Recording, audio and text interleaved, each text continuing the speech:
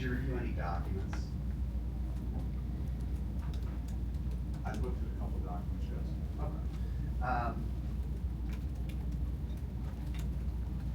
As far as those documents are concerned, were those to refresh your recollection of events from roughly 2016 to 2020?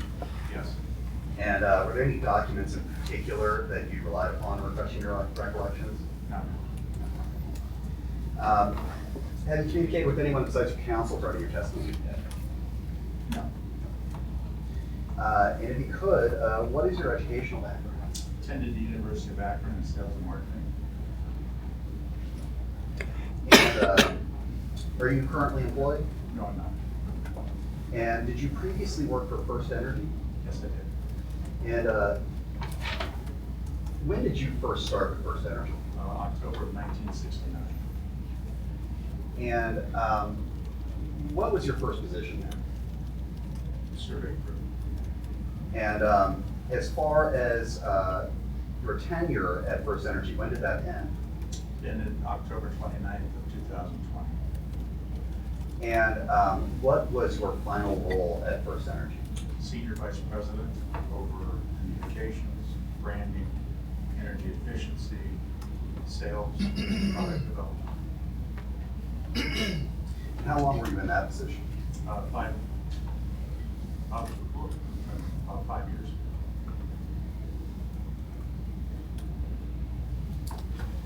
And your honors, at this time, OCC would move for a designation of Mr. Chack as a hostile witness for the purposes of this examination, and would further request the opportunity to conduct recross, or redirect rather, examination of the witness if necessary. The grounds for this motion are that Mr. Chack was previously a senior executive level employee at FirstEnergy at around the time of FirstEnergy's HB6 corruption and bribery scheme, which is the very same conduct and culture which the commission is considering these proceedings. Mr. Chack is here to testify under intervener OCC's subpoena signed by the ALJs in this matter, as well as an order from the Franklin County Common Police Court compelling him to testify in this matter. This is a unique case of historical gravity due to the levels of corruption and bribery involved. So it is essential the ALJs and the commission are presented with thorough examination of the witnesses, which OCC's posture in this case, as well as the motions for designation and recross will provide. Thank you, Mr. Broadbeck. Any response from the parties? Your Honor, before FirstEnergy does, we would support that motion. Thank you very much, Ms. Boyko. Motion granted. Thank you, Your Honor.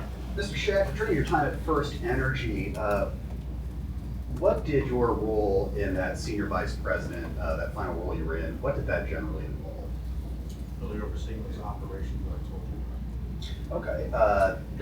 Excuse me, Your Honor, I'm going to ask for the same accommodation for Mr. Shock. I can't hear what you said. If you could lean into your microphone, he's having trouble hearing you. Just a little bit different. Thank you so much. And Mr. Chack, did you have any direct reportees? Yes, I did. And how many of those did you have?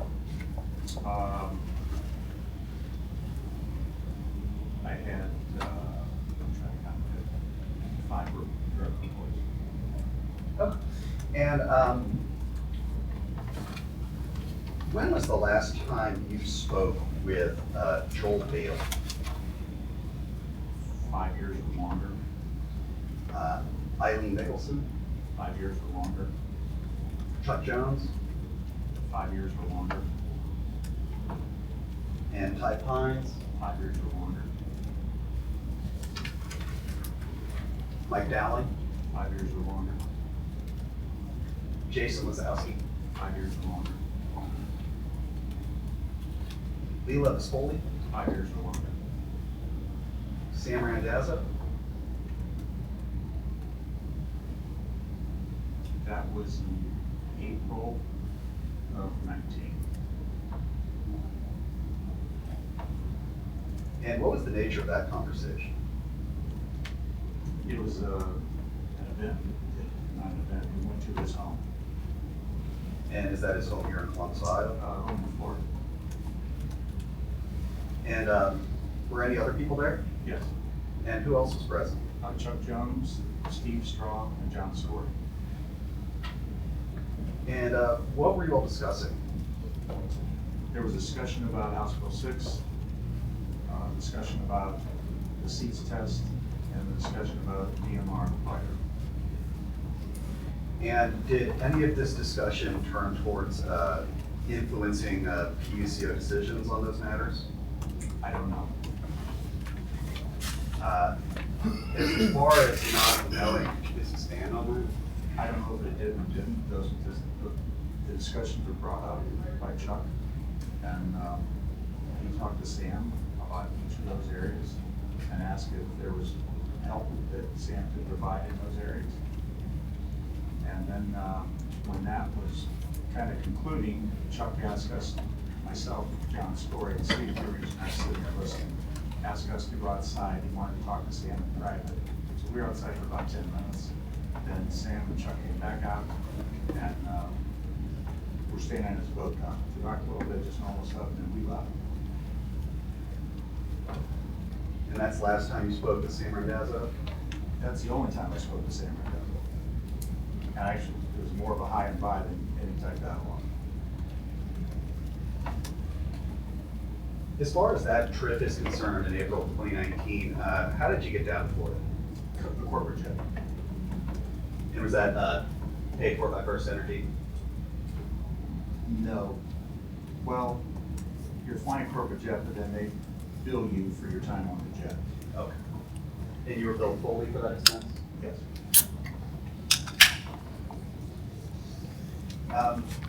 Turning back to prior conversations, when was the last time you had a conversation with Tony George? Probably February of this year, And what was the context of that conversation? about his health. In the time since you left FirstEnergy in October of 2020, have you and Mr. George discussed anything related to FirstEnergy or HB6? No. Have you ever met or spoken with Larry Household? I met Larry Household at one time.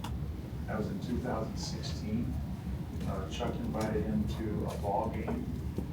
And there was a bunch of FirstEnergy folks there, so he came in. It was nothing more than, nice to meet you, I'm Dennis Chack, and he walked and sat out front. That's the only dialogue I ever had with him. And was that in a corporate suite? Yes, it was. Which ball game or team was that? At the time. So you never attended any dinners with Mr. Household? No.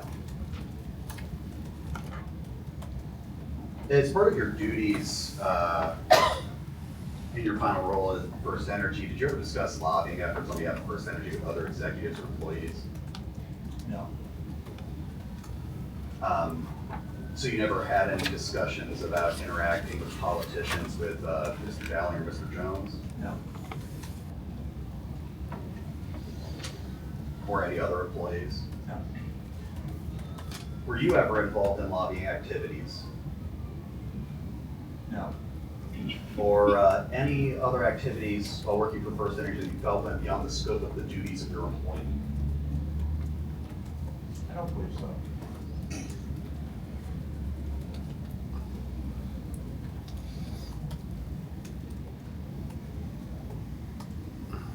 Did any others ever ask you to do anything outside your scope of your employment on behalf of FirstEnergy? Could you get a little more specific on that? Well, previously I had mentioned Mr. Jones and Mr. Dowling, but did just anyone else either associated with FirstEnergy or third party contact you to do anything? No.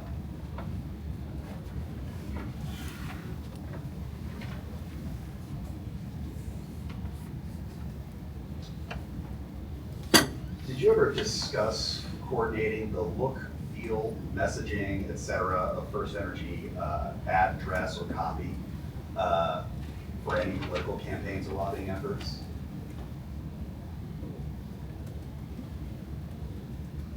I don't recall.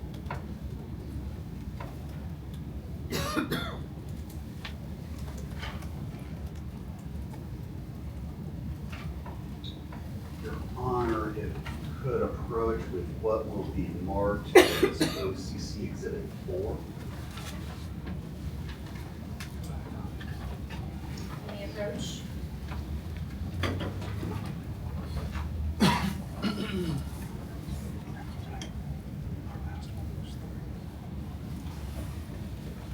Describe the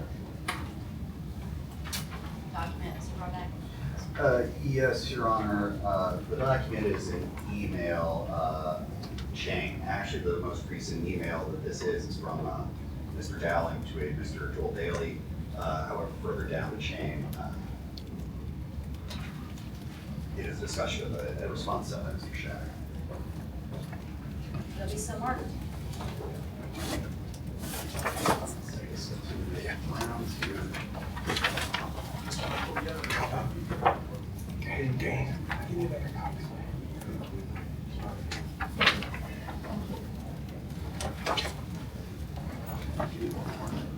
We'll get this process ironed out, I think, as we. Thank you.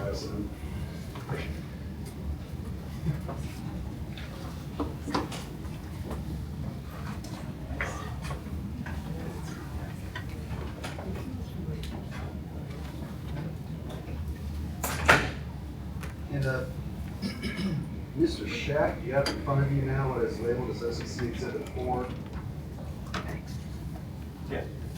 And as far as this email chain is concerned, have you ever seen this email chain before? I don't recall, but I probably. Okay.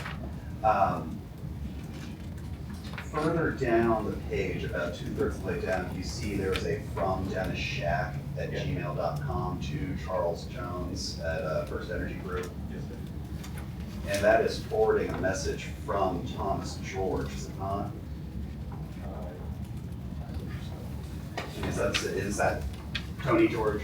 Yes. And the initial message says, see below, Tony George sent it to Dennis Chack, and Dennis sent it to CEJ. You see that? Yes. Who or what is CEJ? That'd be Chuck Jones. And if you turn to page 3 of Exhibit, and I'll note for everyone here, these were previously used in a deposition, so on the pages, if you see a different exhibit number, disregard that, it will be the first identified page. Thank you for that, Mr. Broadbeck. Yes. Mr. Chack, are you on page 3? Yes, I am. And do you recognize the document on page 3? Not really. You don't recall ever reviewing a document like this? I possibly could have, but I might grab some of other documents. Understood. If you'll turn to page 4, on the second or third paragraph down, in the middle, there's a reference to the so-called Zen bill. Do you see that? Yes, I do. Are you familiar with what the Zen bill is? It's regarding our nuclear plants. And is that the zero emissions nuclear resource program? I don't know exactly what it was called, but I could do. But you were familiar with it as the Zen program as related to the nuclear plants. And what did you know what the purpose of that bill was to be? I believe the purpose was trying to keep our plants in operation. Aside from reviewing this letter, do you recall any other involvement with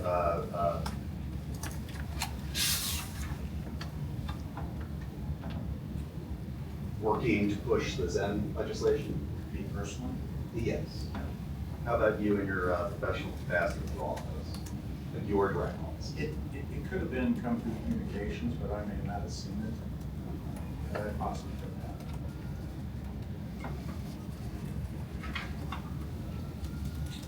And staying on that exhibit, we'll go back to page 3. At the top there, who is this letter addressed to?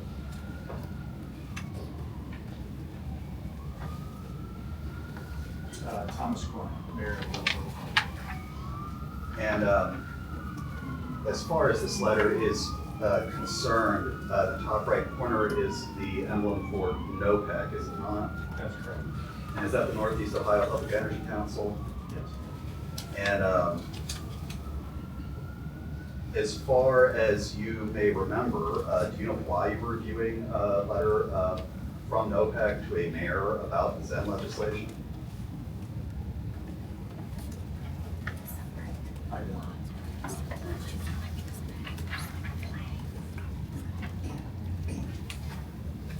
And as far as Tony George or Thomas George in that email, what was his professional involvement with you at the time? He had numerous areas of involvement with us. Predominantly advertising, but there was other things he was involved in. Was he a third party entity then outside FirstEnergy? Yes.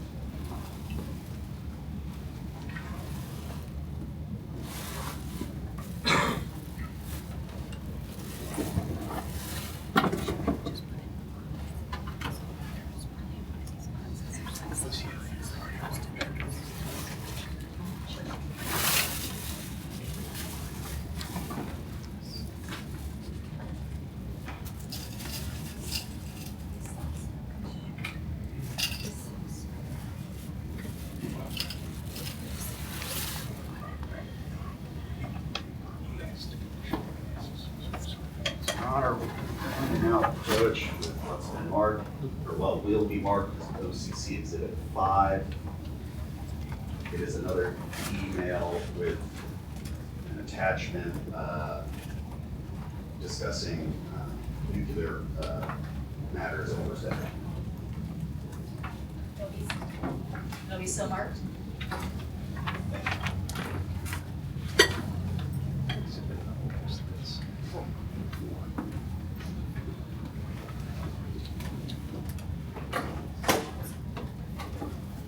I could ask that, just about that, these dates, introduce documents, check confidentiality issues.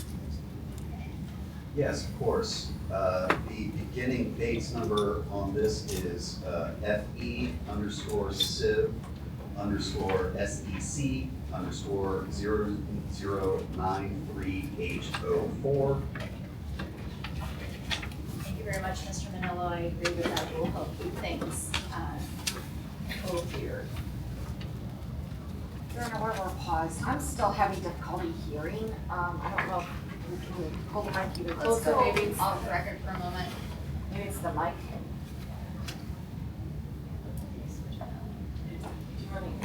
We're switching out, we'll see if it helps. And I'll join that. I thought you might. Yeah, Brian. As this email is concerned, it states in the first line, our internal communications team has been very involved in the employee outreach for Zen, similar to what we did on ESP. You see that? Yes. And then below is forwarded message from you to Gretchen, stating at DV we had employees sign a document that is sent to state legislators. This is a very good idea. How could this be done with all employees in Ohio or PA? You see that part? Yes, I do. And do you refute in any way sending that email? No. And if you see the attachment on page 1, it describes it. It's labeled 2017.04 _Zen _employee _campaign, et cetera, et cetera. It's on the attachments line.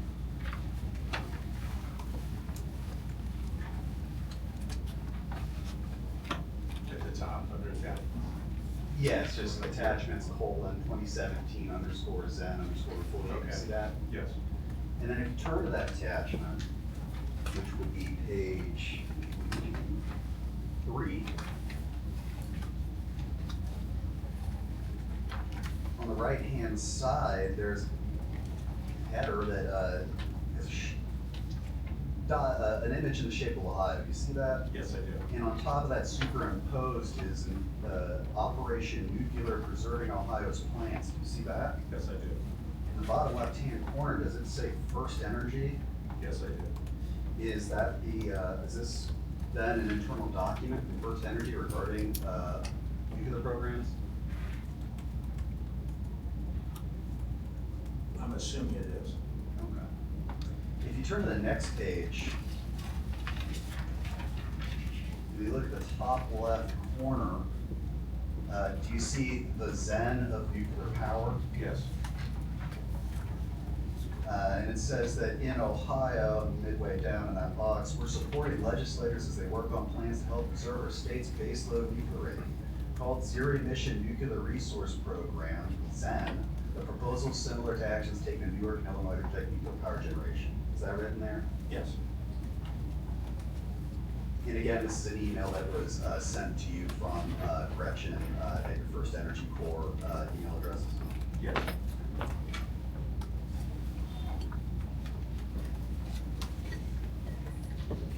And then we're going to turn now to, if we may approach on, You may. which was marked as OCC Exhibit 6.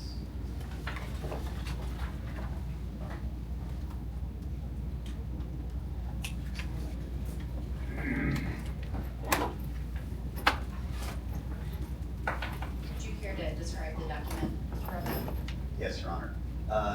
This is another email. It is a one-page document from Mr. Chack to Mr. Tony George. It is dated July 3rd, 2017. And the base number for that document? Oh, thank you, Your Honor. The base number is 0094347. Thank you, and it will be so marked.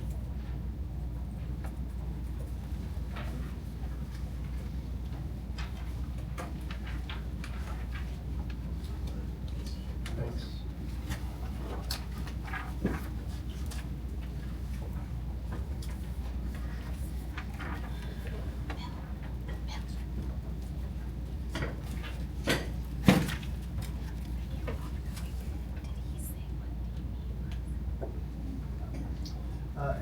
Mr. Chack, do you have in front of you what's been marked as Exhibit 6? Yes, I do.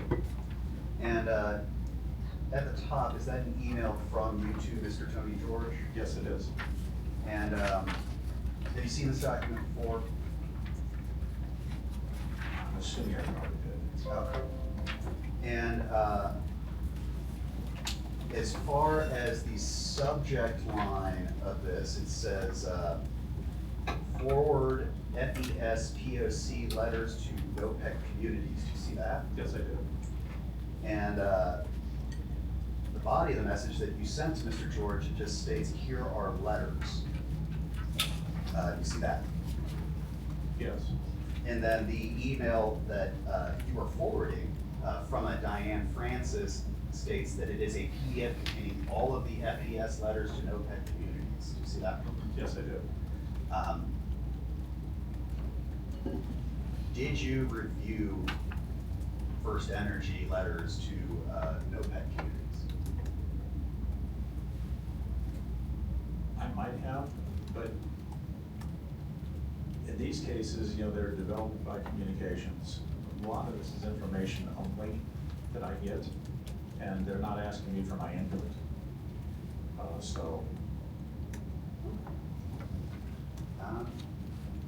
And Diane Francis, is that one of your direct reports or? No. Okay. She was one of Gretchen's direct reports. Okay.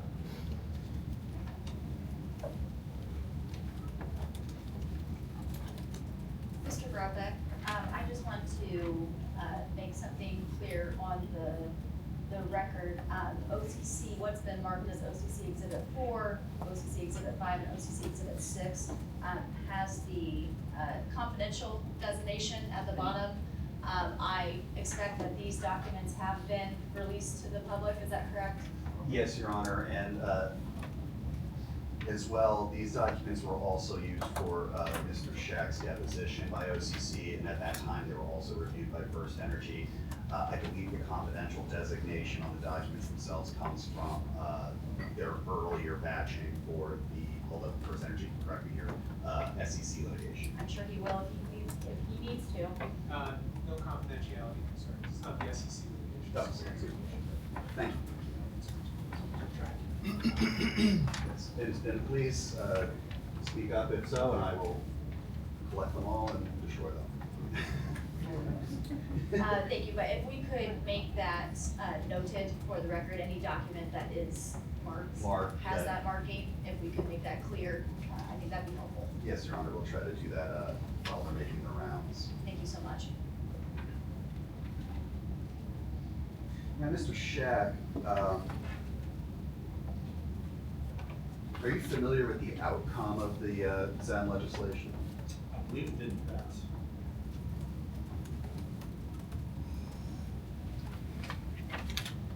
And moving along, are you familiar with the House Bill 6 corruption and bribery scheme? Yes. And was the House Bill 6 a legislative campaign pushed by FirstEnergy? House Bill 6 was a campaign that FirstEnergy was in favor of having it passed. Did you have any involvement in the House Bill 6 campaign? No. Did you help with marketing efforts in support of that campaign? No. Did you attend any town hall meetings regarding that campaign? No. Did you meet with any public representatives? No. Did you encourage any others to contact their own public representatives in support of HB6? No.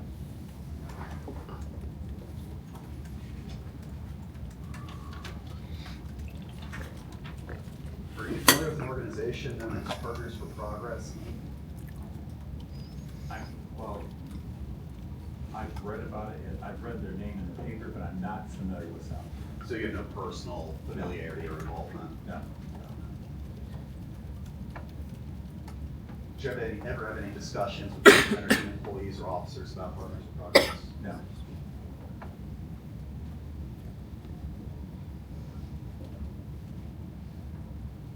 Did you participate in the January 2017 FirstEnergy executives trip to Washington, D.C. for Donald Trump's first inauguration? No. Were you aware that certain FirstEnergy executives were making that trip? I was not aware. So Now, you mean at the time? Yes. Oh, yes. No, I was not aware. And were you aware they would be meeting with Ohio officials while out in D.C.? No. Do you know what was discussed on that trip? No, I do not. How did you learn about that trip? Read in the paper.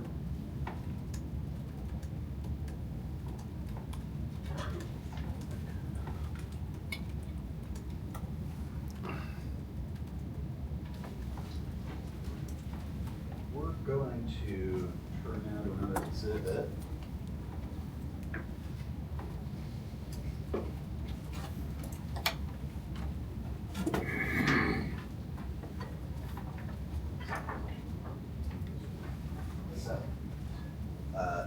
This will be marked as Exhibit 7, Your Honor. It is also marked confidential. The bottom left corner and the bottom right is a dates number 0095170. It is an email from Mr. Chack to a John Dargy dated April 17, 2019. Thank you so much, and it will be marked as such.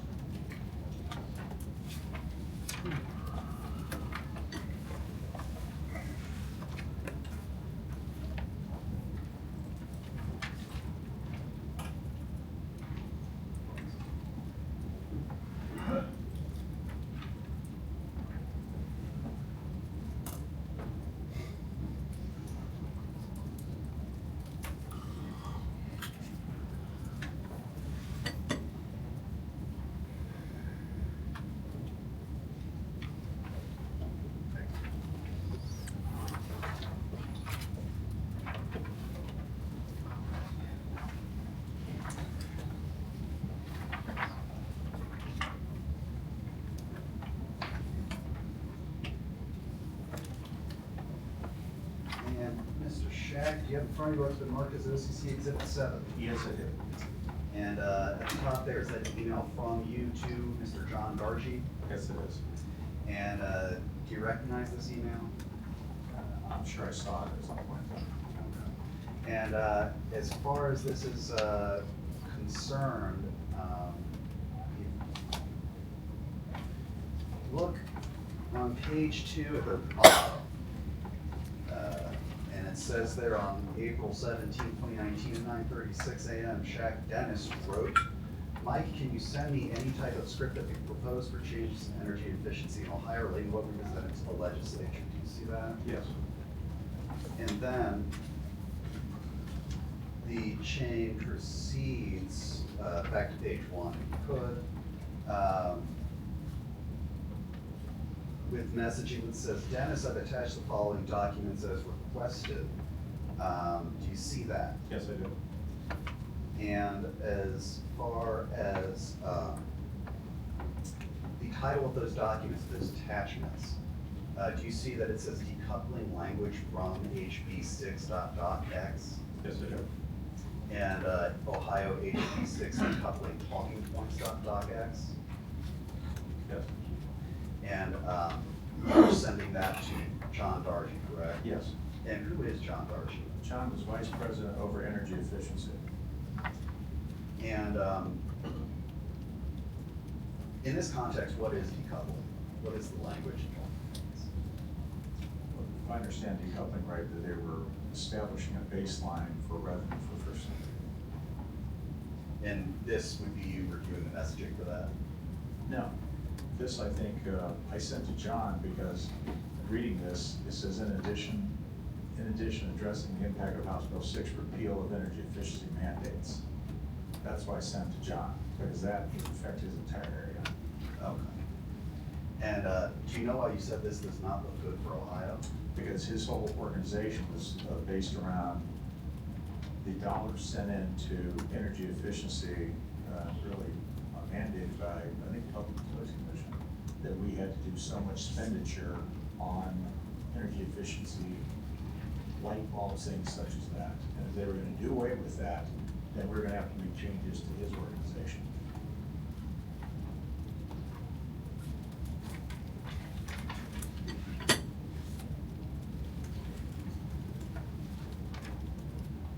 Did you ever review proposed bill language within the scope of your duties?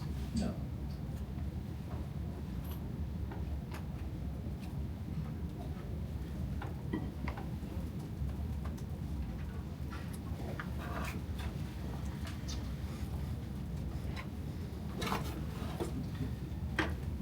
Honor, now approach, you may, with what will be marked as OCC Exhibit 8.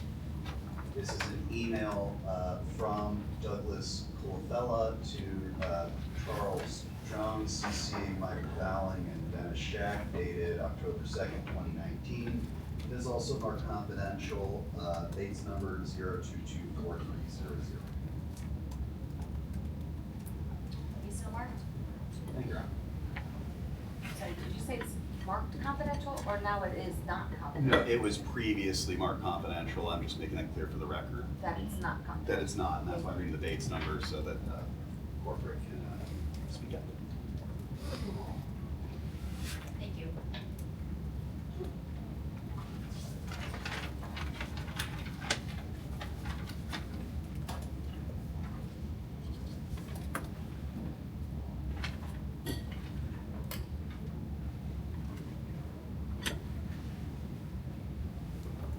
Want me to hand it to you?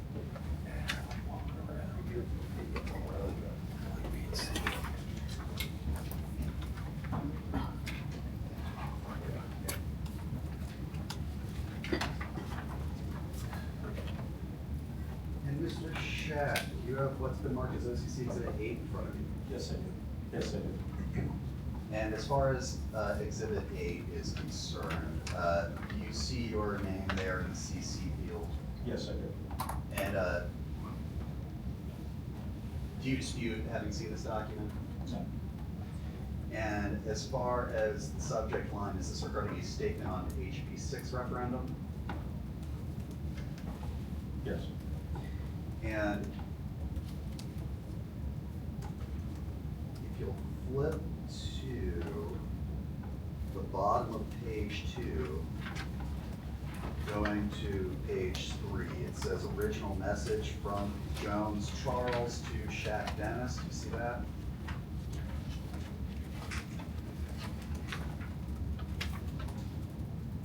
Yes. And then, Yes. thank you. And then the message itself says, and this is from Chuck Jones to you in October of 2019. Think we should put out a press release disavowing this behavior and highlighting that we are not involved in this referendum. Do you see that? Yes, I do. Do you recall what referendum that was? No, I don't.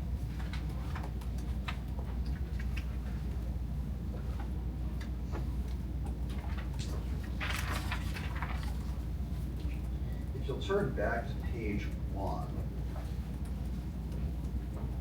going on to page 2, first of all, who is Douglas Olabella? Doug took over, Gretchen retired, and Doug took over her position of the head of communications. Okay. And that bottom email there from Mr. Dowling to Mr. Colafella,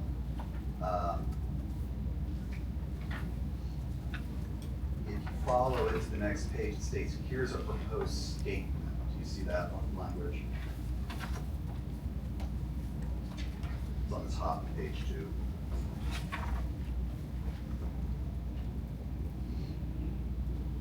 Yes. And that message is signed Doug. Yes. And it says there that at the end of the message, I'll give Joel and Ty a heads up so they can alert FES and the speaker, capital S, if we put out the statement. Is that correct? Yes. And you happen to know who might be referred to as the speaker? No, I don't. Moving up in that email to the more current message, I suppose, from Mr. Dowling, it has some italicized language, but I'll just read the whole message. It says, one suggestion, in the first sentence below, can we strike, quote, and necessary to ensure the right outcome for Ohio, end quote? We can end the sentence after appropriate. The referendum may ultimately be successful, but we don't believe that would be the, quote, right outcome. And then it has italicized language. A healthy public debate on the referendum issue is appropriate and necessary to ensure the right outcome for Ohio. However, FirstEnergy is not contributing financially or otherwise to the current advertising campaign airing across the state, and we strongly denounce any inappropriate tactics that may be occurring to put our democratic process at risk. Do you see that? Yes, I do. And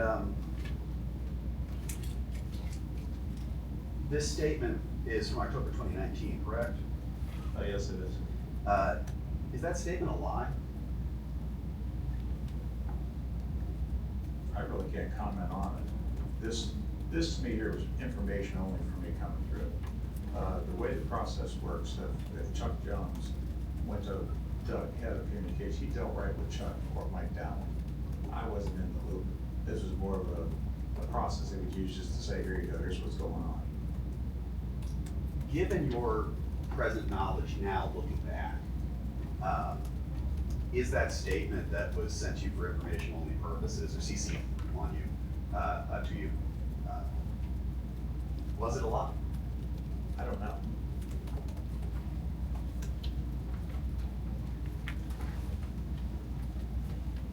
But you did later come to learn of the indictments of Mr. Dowling and Jones for prosecution agreement with FirstEnergy. Yes, I did.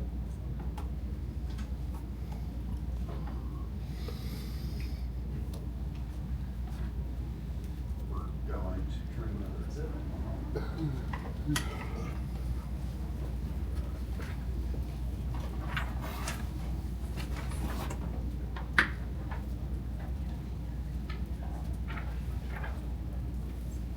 Your Honor, and we approach the vote will be marked as OCC Exhibit 9. Can we approach?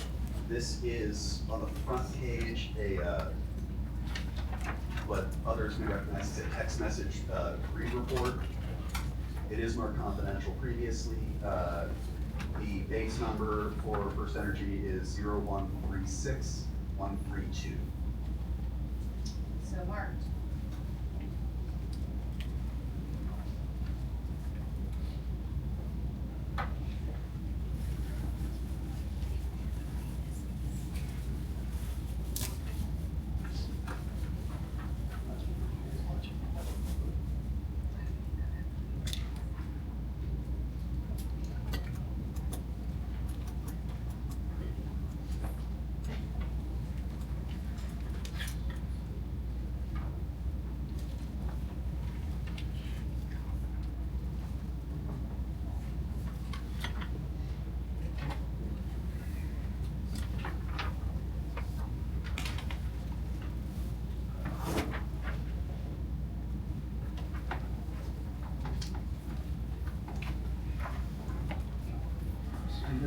Jack, do you have to plug in what's been marked as OCC Exhibit 9? Yes, I do.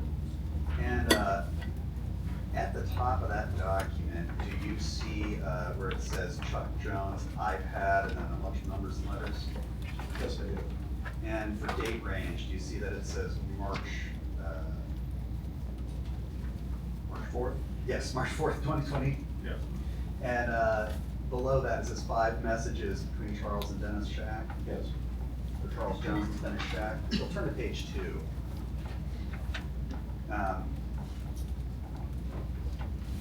Do you recognize this message exchange at all? Yes, I do. And is that you having an exchange with Mr. Jones? Yes, it is. And if you'll see at the top, Mr. Jones sent a message. He will get it done for us, but cannot just jettison all process. Says the combination of overruling staff and other commissioners on decoupling, getting rid of SEET, and burning the DMR final report has a lot of talk going on in the halls of PUCO about does he work there for us, or for us rather. He'll move it as fast as he can. Better come up with a short-term workaround. Do you see that? Yes, I do. And in response, you said, okay, thanks for discussing with him. Do you see that? Yes, I do. Who is the him you're referring to? Be Sam Randazzo.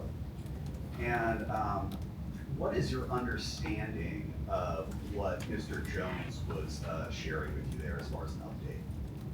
Well, some of it, I assumed, when he talked about the seats, the DMR, and those other things, that was, I assumed rates, legal, and governmental affairs dealing with the PUCO. Did you often get updates on technical PUCO matters from Mr. Jones? No. Did you ask him for this update in any way? I asked him, we were on the plane flight going down, and we were trying to get a license for brokerage. And we had a lot of interveners coming into it, and my VP of sales said it usually takes 4 to 5 weeks, it's been months now. And we were starting to write contracts for it. And we did have a third-party backup if we needed it. So on the way down, I asked Chuck, do you ever talk with Sam Randazzo? And he said, yes, I do. I said, could you reach out to Sam and just see if this thing is gonna pass or not?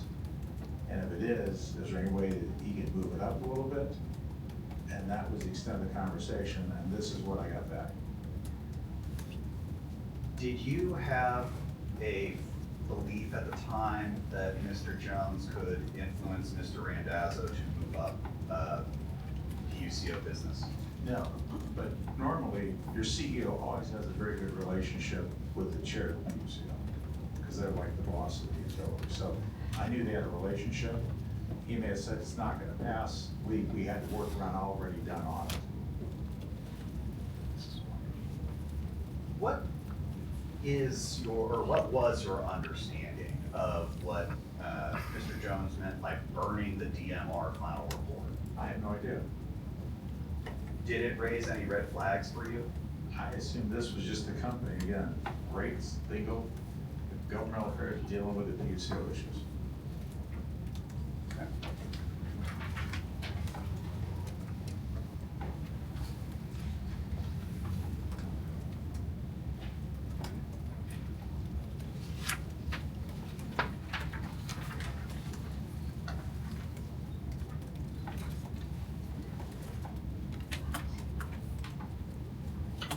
Did you have any understanding at the time or concern of the language of overruling staff and other commissioners in the discussion of a lot of talk about does he work for us?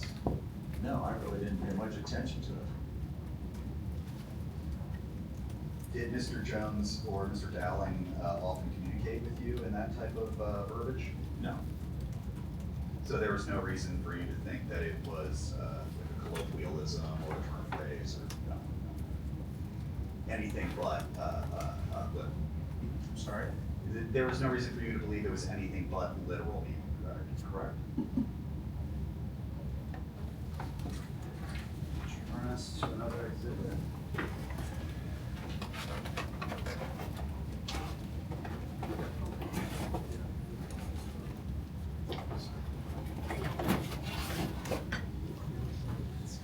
Your Honor, may we what will be marked as OCC Exhibit 10. Reapproach. And this, for the record, is an email from Chack E to Jones Charles E, dated July 24th, 2020. It is again marked confidential in the bottom left. However, in the bottom right, the date's number is 0397262. Maybe when we say it was previously marked confidential, we can note for the fact that it's no longer being Oh, considered yes, confidential. yes, apologies. I'll be clearer next time. Thank you so much, and it will be so marked, Thank you. of course. Thank you.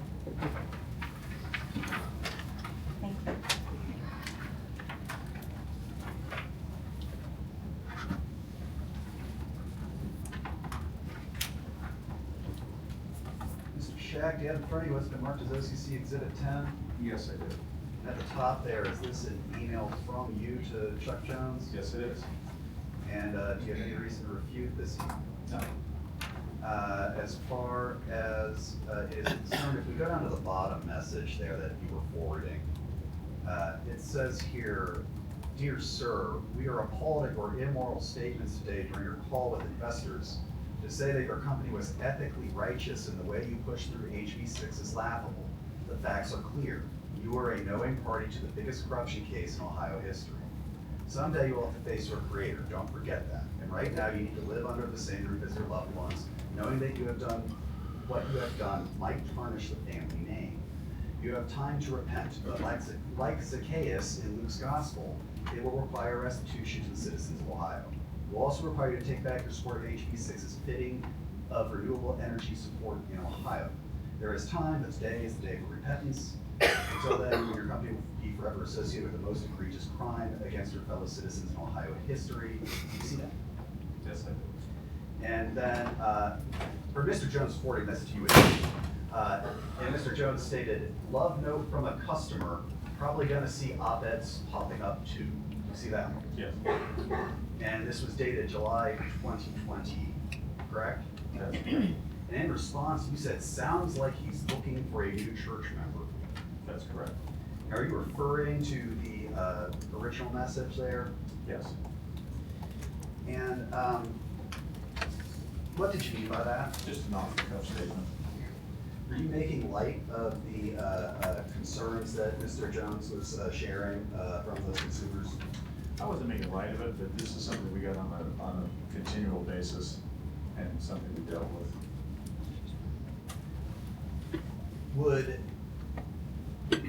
Was it common for senior executives at FirstEnergy to pass around emails from consumers of this nature?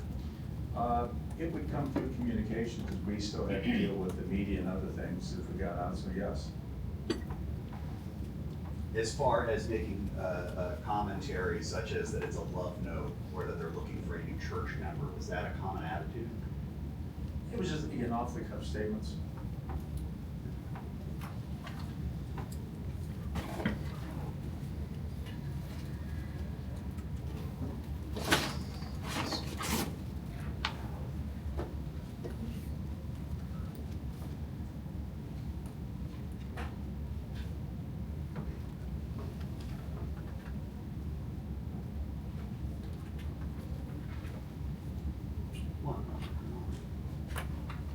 Of course, let's go off the record.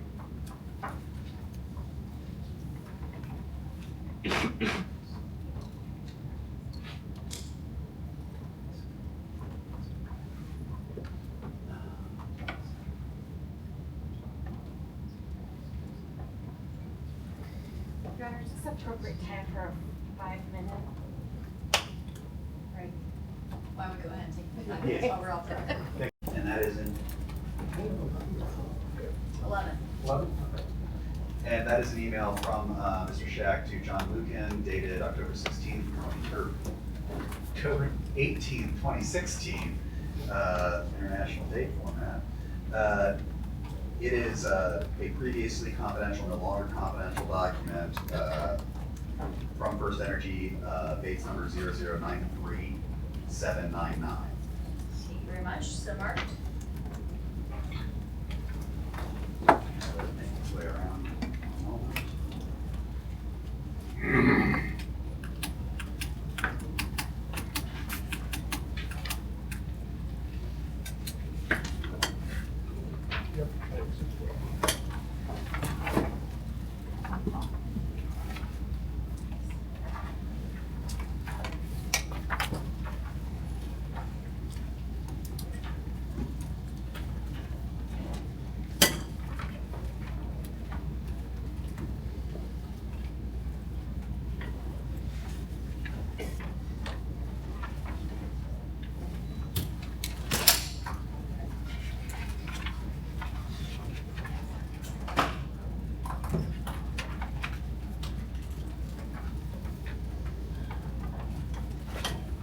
Chack, do you have in front of you what's been marked as OCC Exhibit 11?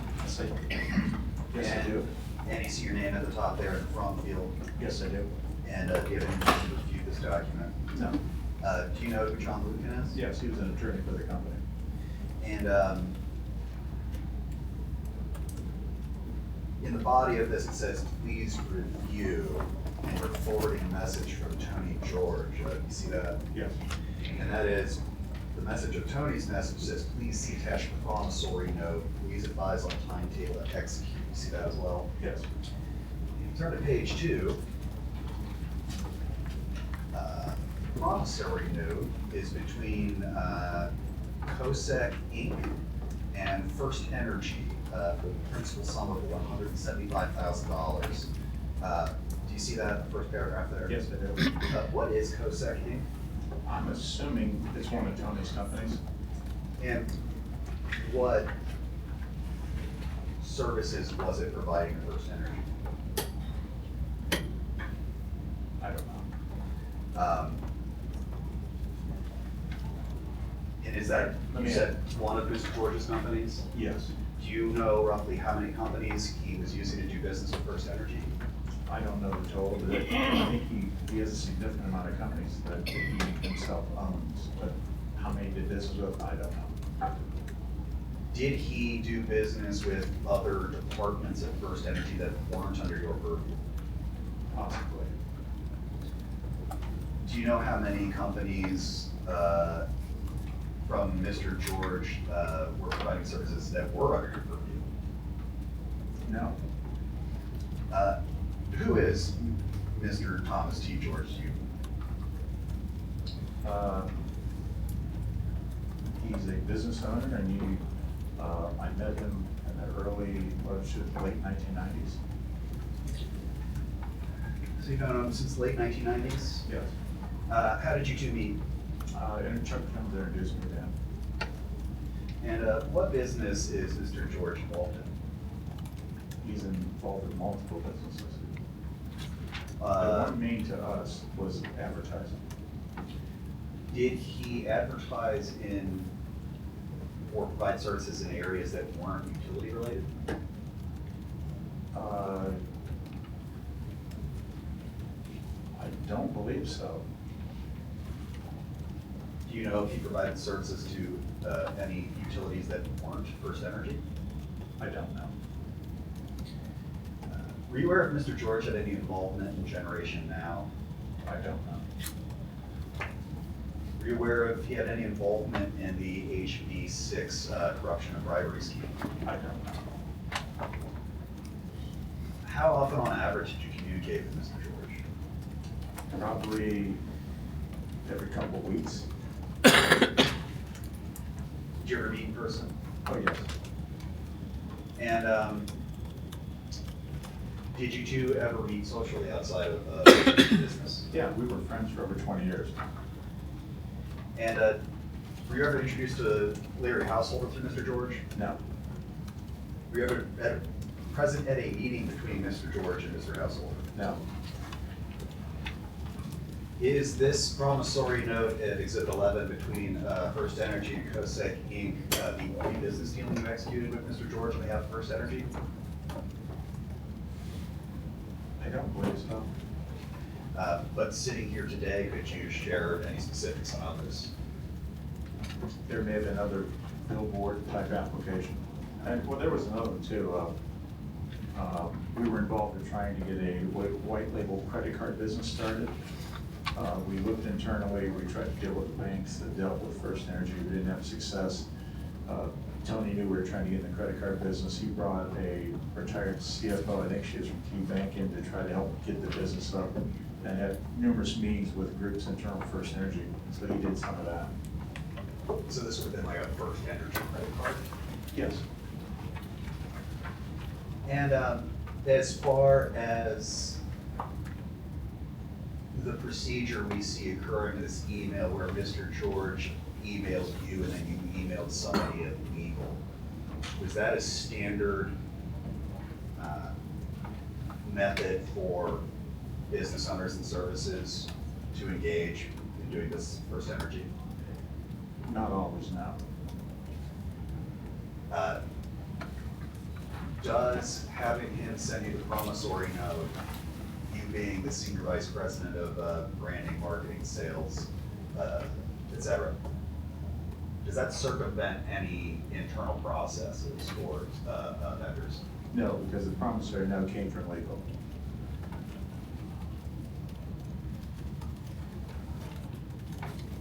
Now I'm going to turn to what will be marked as Exhibit 12.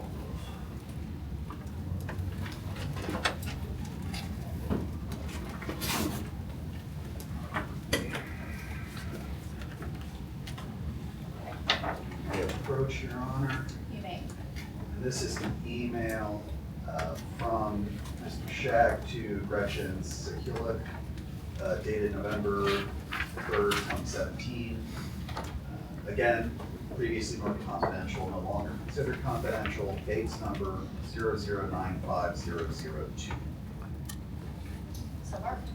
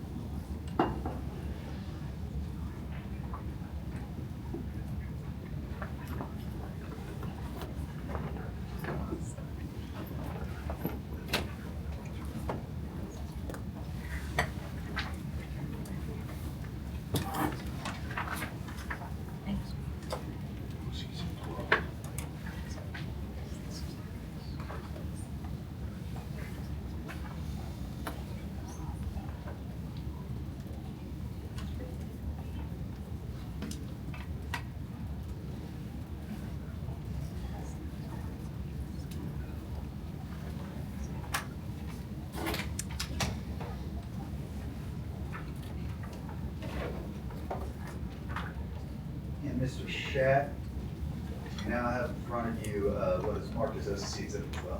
Yes, I did. And you see at the top there that it's an email from you to Gretchen. Yes, I did. And do you recognize this email? Yes.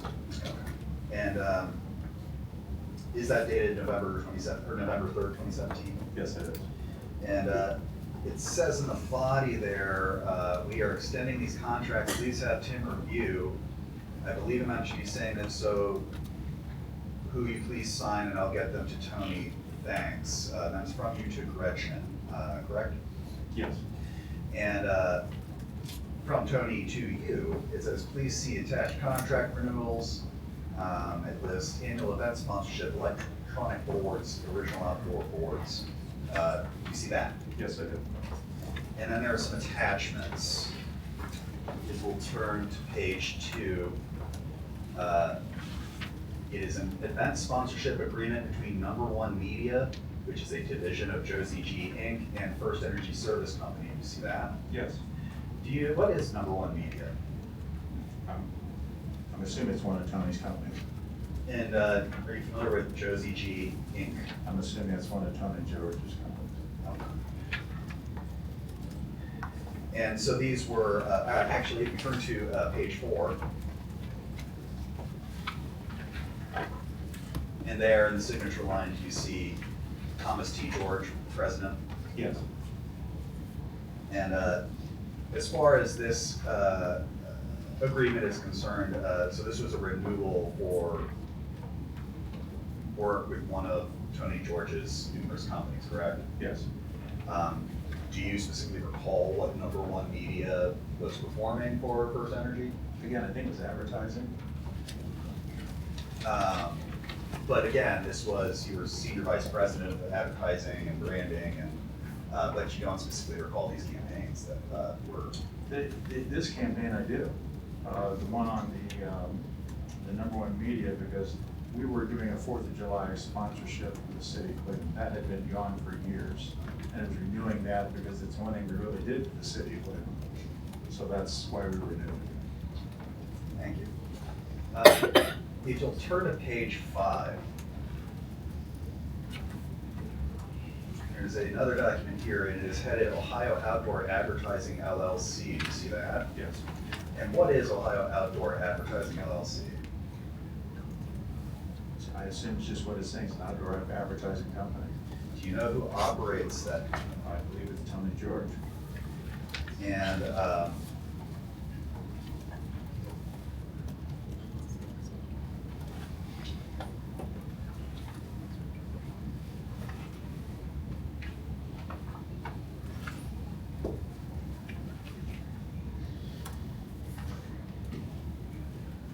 so to your knowledge, outdoor advertising is owned and operated by Tony George.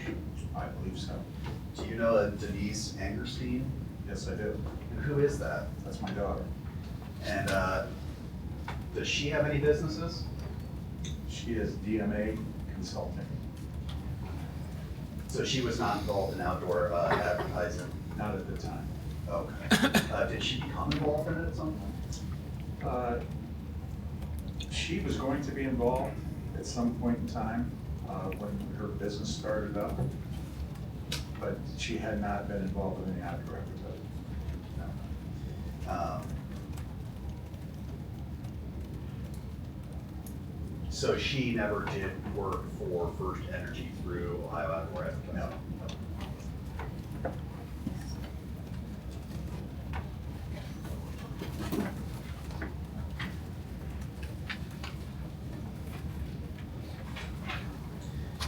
Your Honor, you may approach now with what will be marked as OCC Exhibit 13. Let me approach. This is an email between Mr. Chack and Mr. George dated January 4th, 2018. Previously marked confidential, now considered non-confidential, or public rather. Dates number 0095036. Are you still marked?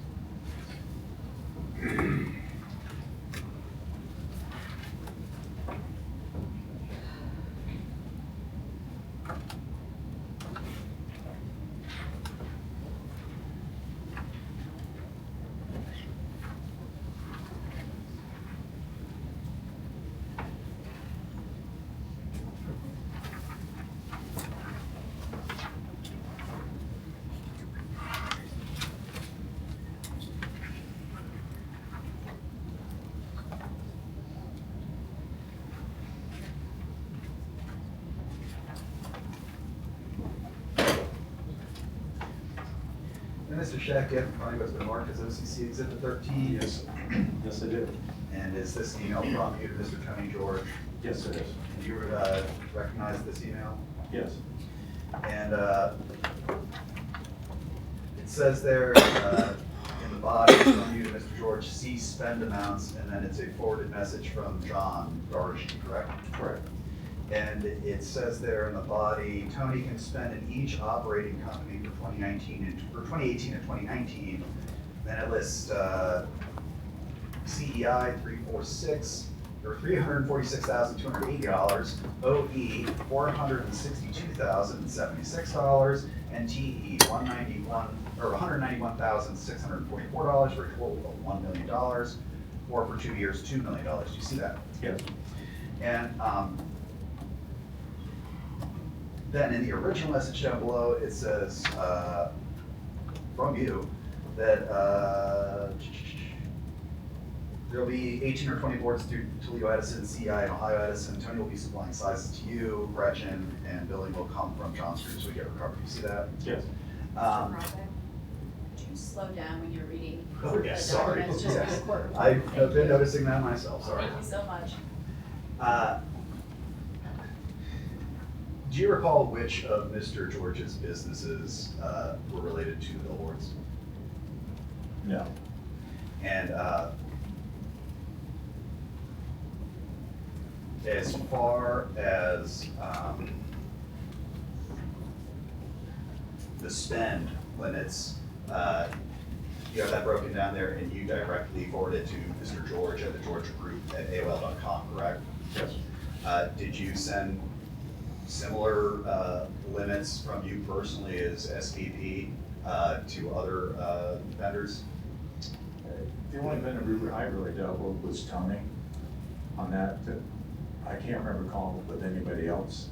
I forwarded this to him, I'm trying to recall. I know John wanted to move into a different type of advertising under energy efficiency because his organization we had to meet certain goals. And if we didn't hit those goals, there was a significant penalty put on the company. So the way it was worked prior to this, it was done through, we were giving money to contractors, not tracking it at all. I told John, we need to find a better way to do advertising to get the messages out. John had a relationship with Tony, and he says, you know, we can go ahead and look at billboard advertising, which is a relatively inexpensive way.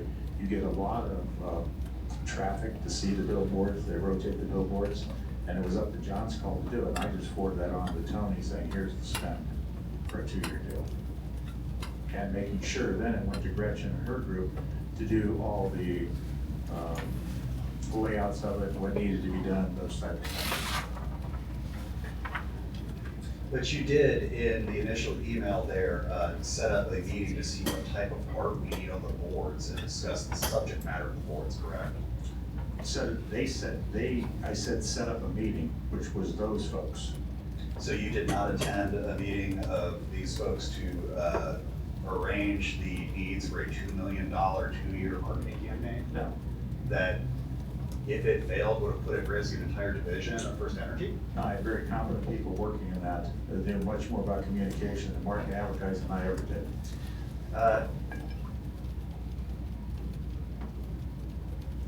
What would your average day-to-day consist of as a SVP? A lot. Could you walk us through one? Because apparently it doesn't involve attending meetings for subject matter. I attend a lot of meetings for subject matter. In these cases, though, you know, it starts at 6 in the morning. I go through, I hit all my executives, talk to them to make sure how things are going, meet with finance on budgets, meet with legal on the issues they had, meet with the entire company on issues they had, and just the normal routine of executives sitting there looking at all the emails you get coming across your desk for information only. And my day would usually end at 5, and then I'd start again about 7 at night, going out to night meetings. You keep saying information only. Did you give direct input on day-to-day business of the divisions you were in charge of? Really? I always had the veto rights. And I would sit and talk to the executive and hear their thoughts, and I would say 99% of the time I agreed with them. But they all knew that I had the veto rights if I didn't like it.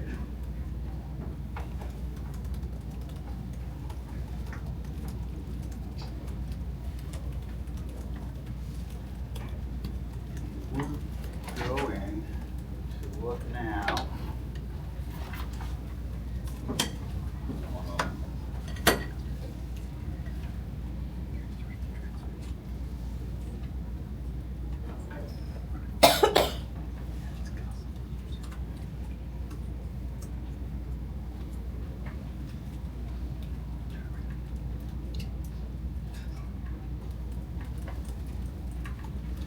Your Honor, you may approach with what will be marked as OCC Exhibit 14. You may approach.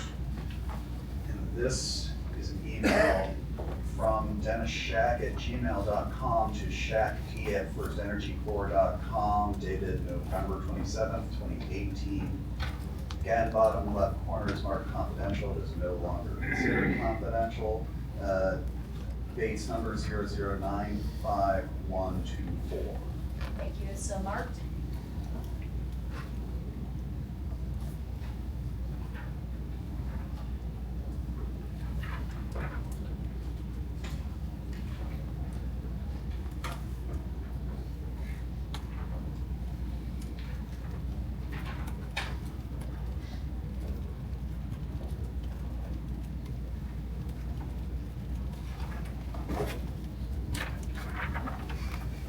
Thank you, sir.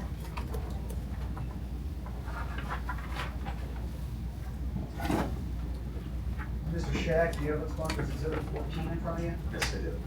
And do you recognize this document? Yes, I do. And is that in fact an email from your personal account to your FirstEnergy account? Yes, I do.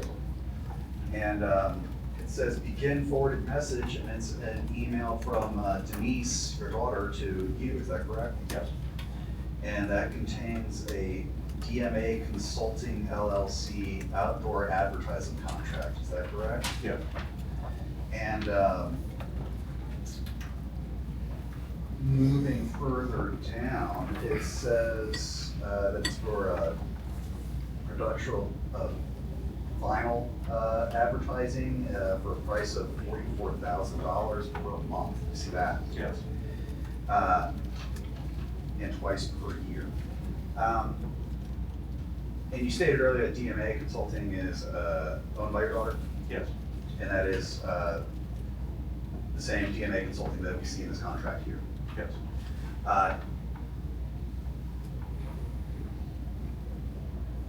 Did you, strike that, was there any policy against self-dealing or self-interest at FirstEnergy?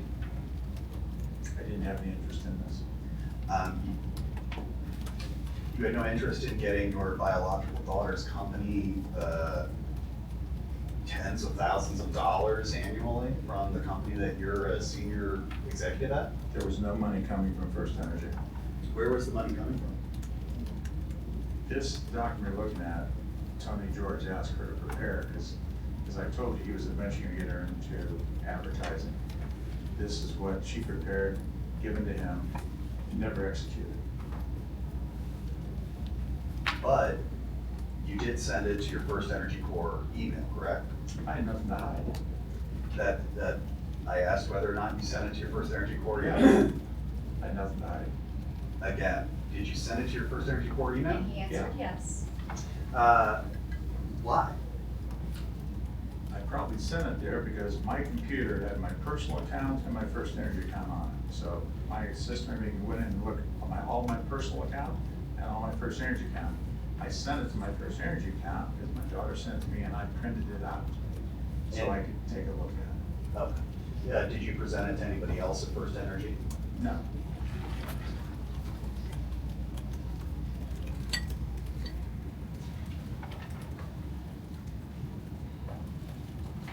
And you stated that this DMA consulting agreement was never executed? That's correct. Did DMA Consulting ever do business with FirstEnergy? No.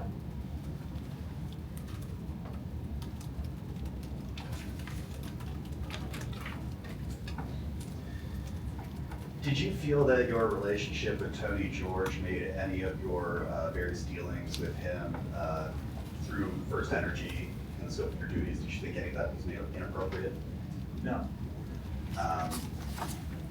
Did you disclose or was it made aware to FirstEnergy the full extent of your relationship with Mr. George? Can you be more specific? Your personal relationship with Mr. George? I think FirstEnergy knew that we were friends.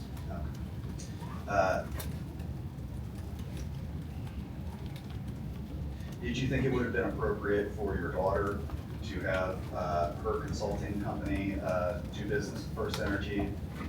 No. Her consulting company is in telemedicine. FirstEnergy is not in the telemedicine business. But at the time, at one point in time, it was considered to be a vendor. There was consideration. I mean, you just saw an email at Exhibit 14. No, that was, Objection. Grounds. This states the witness's testimony. Please rephrase your question. In Exhibit 14, that email for DMA Consulting,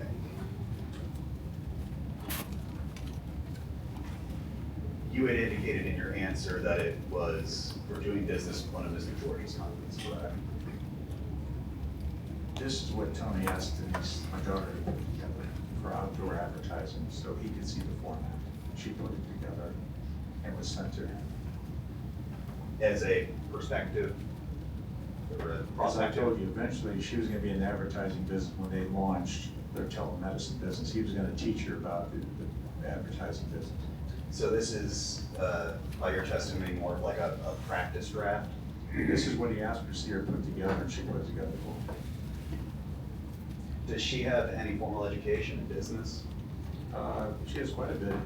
She has some formal education. She's an RN by trade, nursing, but her career and business training she's had there is significant. kind of job, and now she's in, details quite a bit of business and going into really overseeing change agents, business-wise, and everything else in hospitals.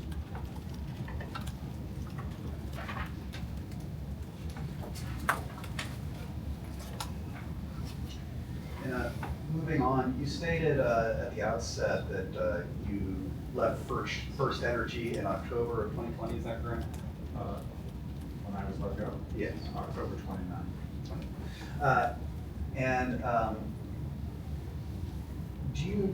Was it made known to you why they decided to, or did they terminate you? Yes, it did. And was it made known to you why? Not at the time. Did you come to learn why? Yes. And what is the basis for your termination? For not disclosing that I backdated a memorandum of understanding. And what was that memorandum of understanding related to? A $400,000 payment. A $400,000 payment to whom? Tony George. And what was that payment for? Consulting. Was it for services actually rendered?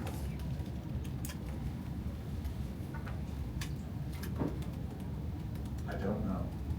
I don't believe so at the time. Do you know why the company terminated you for signing an MOU giving $400,000 to Tony George? Yes. And why is that? Because when I was interviewed on that, they asked me if the document was accurate and that my signature and date were accurate, and I said they were accurate. I didn't disclose it was backdated.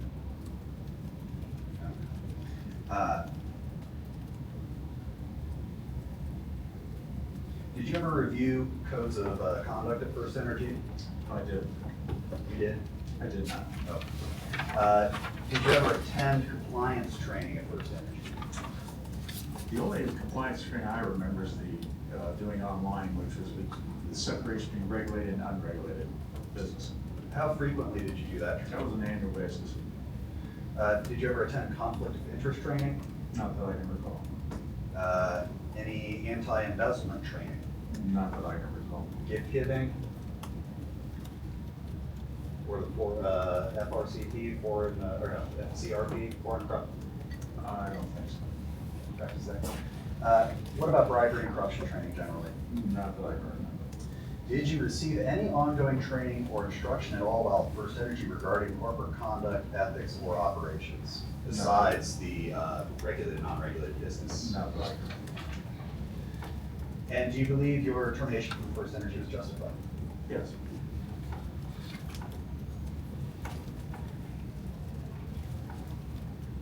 Well, no. Of course. Let's go ahead and go off the record.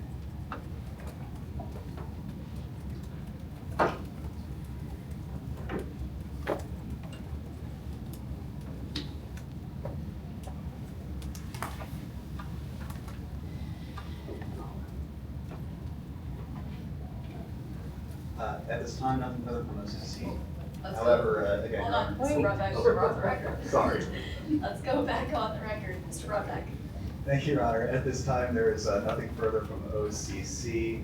However, we still reserve the right for redirect or recross, whichever way we call it, if needed. And again, as well as move exhibits, OCC exhibits 8 through 14 into evidence, pending the remainder of cross-examination. Thank you, we'll defer ruling on those for the time being. Ms. Boyko.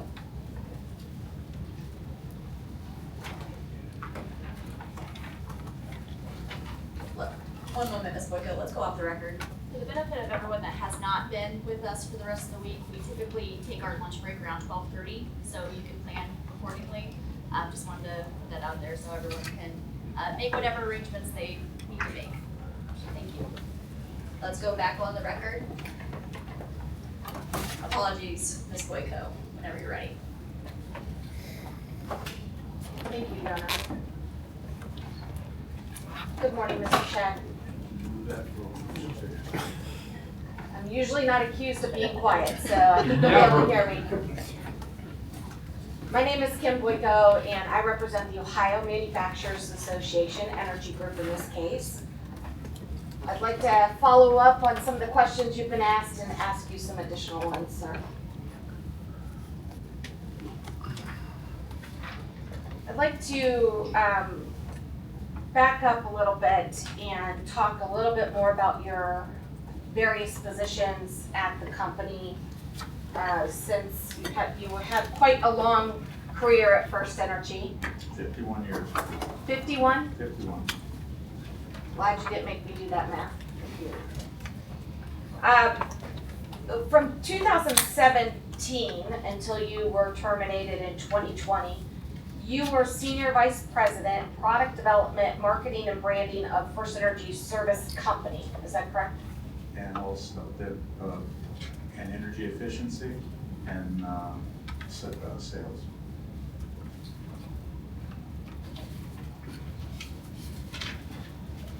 And simultaneously from 2019 through 2020, you were also president of Suvan LLC, doing business as FirstEnergy Advisors. Is that correct? Yes.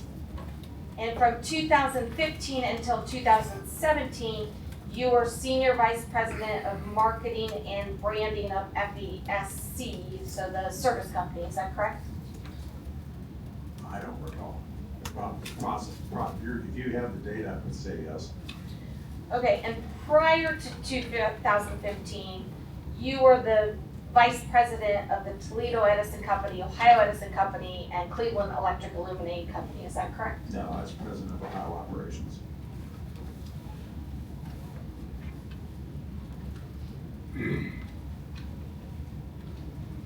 And as President of Ohio Operations, which FirstEnergy entity was that?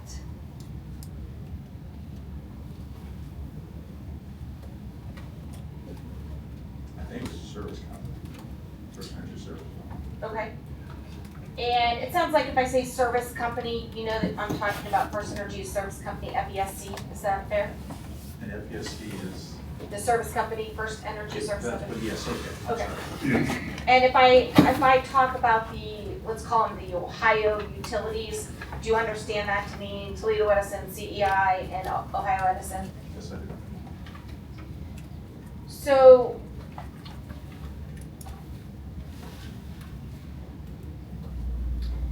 you said you were not VP of those 3 operating companies before 2015, is that correct? I took over the role of President of Ohio Operations in 2010 through 2015. I was then promoted in the middle of 15 to Senior Vice President that I currently hold through the rest of my career. Okay. So if the Form 10K filed by FirstEnergy said that you also during that period had the title of VP of the 3 operating companies, you I think that's would be incorrect. surprised? Yeah, I think it's incorrect. Okay, incorrect. You would agree that all of the entities that, the various positions you've held over the years, they were subsidiaries of FirstEnergy Corp? I believe so. And during your tenure as Senior VP at the service company and President of FirstEnergy Advisors, Charles Jones was President of FirstEnergy Corp, correct? His CEO. He became CEO in 2015, January 15, 2015. And when I took on the Senior Vice President, I reported directly to him. As Senior Vice President Marketing and Branding, did you explain to OCC's counsel that you did not participate in lobbying efforts on behalf of the FirstEnergy entities? That's correct.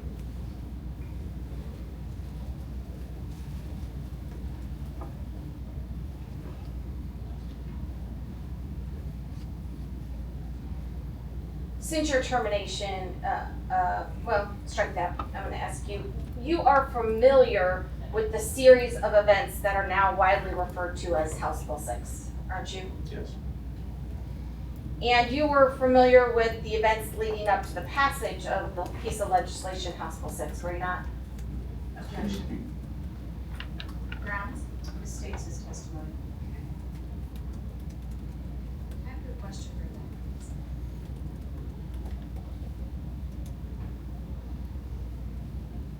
question, and you were familiar with the events leading up to the passage of the piece of legislation, House Bill 6, were you not? I'll allow the witness to answer, but we'll afford you the opportunity to provide any clarification. I'm gonna ask you to be more specific. Okay, we talked a little bit about the Zen legislation. Are you aware that the Zen legislation was a precursor to the House Bill 6 legislation? Yes. And were you aware of events that the activities FirstEnergy participated in to lead up to the passage of House Bill 6? I was familiar with some, not all, and the way that worked, I was a member of executive council. So executive council, you would hear everything, the high level that was going on.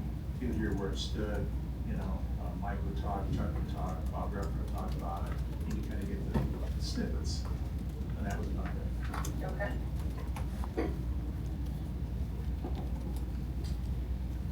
Are you familiar with the subsequent, after the passage of House Bill 6, the referendum effort? Somewhat. Were you familiar with the anti-House Bill 6 referendum effort? Somewhat. As part of your duties as Senior Vice President Marketing and Branding, you would have been charged with overseeing marketing materials efforts such as billboards and advertisement. Is that correct? Rolling up, I was overseeing that. Okay, and that overseeing would have involved contracting with certain vendors for advertising services? Really, all that was done through communications. I didn't get directly involved with that. Okay. So you mentioned earlier that you oversaw 5 people, or you had 5 direct reports, is that I'm trying correct? to remember Gretchen. Well, I'm not gonna ask you to list them, so go ahead. Okay. Gretchen? Yeah, so, Gretchen Sekulich, Okay. Doug Colafella, John Darty, Brian Farley, and Brett Reynolds. I'm sorry, I just didn't hear it. Brent? Brett, B-R-E-T-T Reynolds, and Brian Farley, John Darty, Doug Colafella, Gretchen Sekulich. I think that's it. Thank you. You've talked a little bit today about a Cleveland businessman named Tony George. Do you recall that discussion? Yes. He was one of the vendors that FirstEnergy did business with, and you personally did business with, correct? What do you mean by being personal? Well, I'm sorry, that you, on behalf of FirstEnergy, but you worked with him personally, correct? Yes. And back in 2017, Mr. George was involved in FirstEnergy's Zen initiative, wasn't he? I'm not familiar with that. Okay. Your Honor, at this time, I'd like to mark as OMA EG Exhibit 24.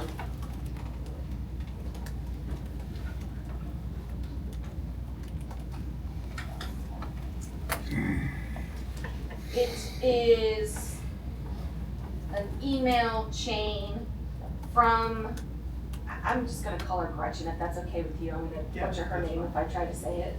Sekulich, From Gretchen to you.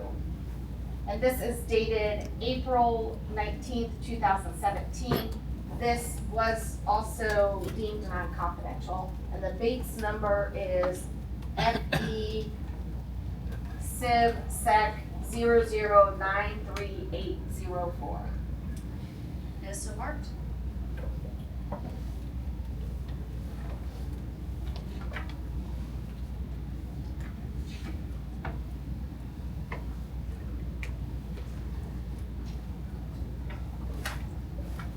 Your Honor, may I approach? You may.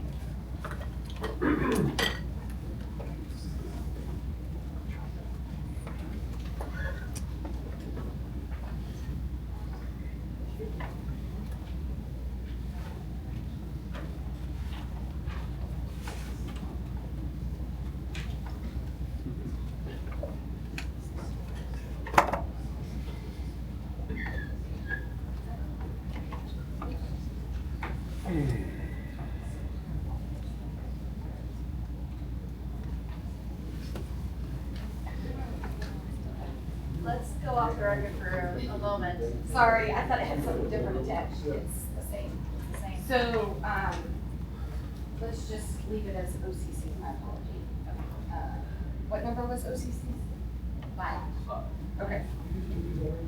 I'm sorry, yeah, we'll just use Do you want to strike that number? Yes, Just- I will. Yep, Okay. yep. Let's go back on the record. Been discovered, what was previously marked as OMAG Exhibit 24 is the same document that has been marked as OCC Exhibit 5. Is that correct, Ms. Boyko? Yes, my apologies, Your Honor. So I would like to withdraw the marking of OMAG Exhibit 24 and just refer to the document as OCC Exhibit 5. Thank you. That's noted for the record. Thank you. Do you have in front of you what's been marked as OCC Exhibit 5, sir? Yes, I do. And you talked a little bit with OCC's counsel about this. Gretchen was Vice President Communications and Marketing at the time, and she was under you, is that correct? Yes. The subject of this email is sign and send, is that correct? Yes. And there's nobody else copied on this email, is there? It's just between you and Gretchen? Yes. In the email, Gretchen tells you that our internal communications team has been very involved in the employee outreach for Zen, similar to what we did on the ESP, is that correct? Yes. And she also explains that they have been working with external affairs to promote sign-up events, correct? Yes.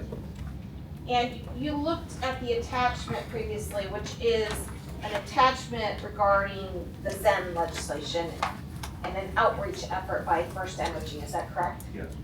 And this outreach, it just says FirstEnergy at the bottom, would this be an outreach effort by FirstEnergy Corp. Or the Ohio operating companies? Do you know? I don't. So this outreach effort encourages people to get engaged and enjoy a free lunch. Is that correct? This is, I assume, directed at our internal employees. Okay. So you're advertising to your internal employees to engaged and get a free lunch? I think so. Okay. And they're going to get a free lunch by learning about the Zen legislation, is that correct? I believe so. And the free lunch that we're discussing in this advertisement or get engaged effort is being provided by Divinis Fine Italian Foods, is that correct? Where do you see that? I'm sorry. Yeah, I'm not doubting, and maybe it is. Oh, I see it here on one page. It's on the, I see it, okay. Which base number? it is on, 93810. I have 00938. 810. Okay, perfect. Thank you. so if you turn to the end of the presentation, there's a flyer and it says, this one says, get engaged and enjoy a free lunch from Divinis Fine Italian Foods in Akron. Is that correct? I gotta make sure I'm the same. You're on the same Is page, this- it's 93810. Yeah. Yes. Where it shows two dates, 26, 27. Yes. And isn't it true that Tony George paid the $2,000 for the food for the Zen outreach program through FirstEnergy's PAC? I have no idea.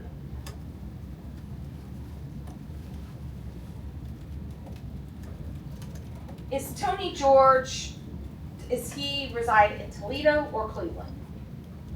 You know, I believe he resides in Westlake, Ohio. okay, are his businesses located in Cleveland, Toledo, do you know? I don't know. Mr. George owns or controls and has been involved with providing advertisement services to FirstEnergy since at least 2017, is that correct? Prior to that. Prior to that?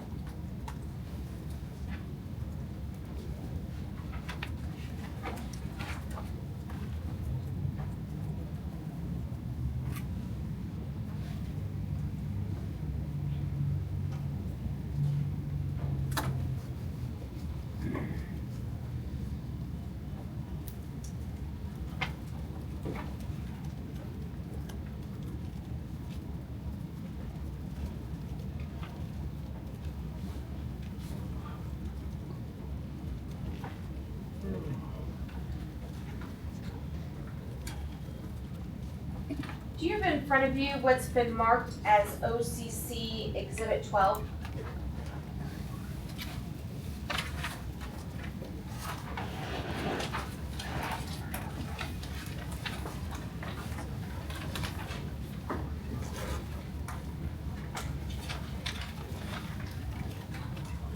Yes, I do. OCC Exhibit 12 is an email from you to Gretchen, is that correct? Yes. And there's no one else copied on this email, is there? No. And this email is about fireworks sponsorship, is that correct? I think fireworks and billboards. Okay. And it says that this agreement is between FirstEnergy Service Company and the Tony George entity, is that correct? Yes. So the advertising was on behalf of FirstEnergy Service Company, or was it on behalf of some other entity? I really don't recall. If you look in paragraph 1, it says FirstEnergy Service Company on behalf of CEI. Do you see that? Yes, I do. So this was an agreement made between Tony George's entity, FirstEnergy Service Company, on behalf of CEI. Is that your understanding? I believe that FirstEnergy Service Company was paying for this advertisement, but the Cleveland Electric Illuminating Company was really the sponsor of the event, I believe. This was originally, when we started this back in, where we started, it was under the Cleveland Electric Illuminating. And then the corporate side wanted to moved it down under communications. They felt it was more proper to be under communications. But still, CEI was kind of the brand that we were promoting. So you trailed off at the end. Really, CEI was what? What, CEI, the Cleveland Electric Illuminating, when you're in Cleveland area, your bill comes out and it'll say Cleveland Electric Illuminating Company, FirstEnergy Company. So the brand was really a Cleveland Electric Illuminating event. And I believe that's how it was structured.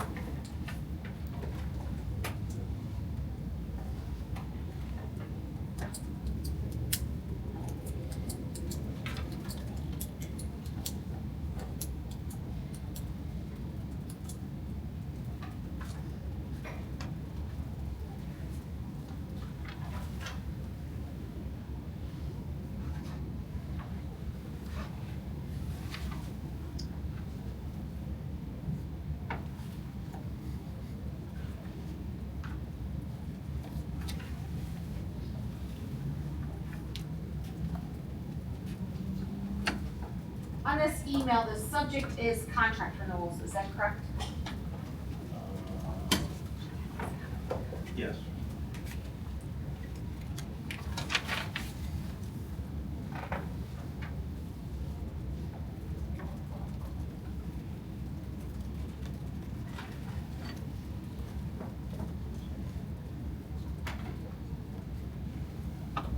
And in the email, you informed Gretchen that we are extending these contracts, is that correct? Yes. And when you say we, who are you referring to? The company. Which entity of FirstEnergy? I don't. Okay.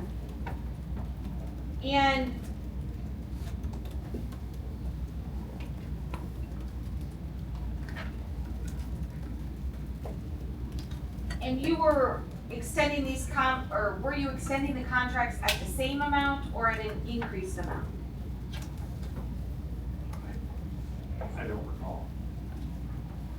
You then asked Gretchen to sign the contract so that you can get them to Tony, is Can I that correct? qualify that? A second. It says in here that I believe the amount should be the same. So we were renewing those at the same dollar. And you asked Gretchen to sign so you could get them to Tony, is that correct? Yes.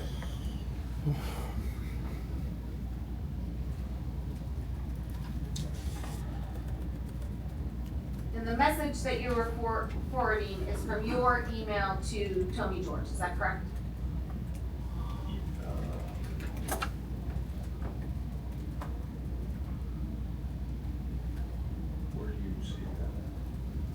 you look at the begin forwarded message, it's from Tony George to you. Yes, okay. And then it's a message from Sabrina. Who is Sabrina? That's Tony George's assistant. So the contracts were being renewed for two things. The annual event sponsorship, which I think is what you talked about to be actually three things. The annual event sponsorship, which were the fireworks, is that correct? Yes, And then electronic boards, is that correct? yes. And then the third was original outdoor boards, is that correct? Billboards, yes. And these are the contracts that you told Gretchen should be signed and renewed, is that correct? Yes. And if you turn to page 2 of the agreement, so it's date stamped 009504.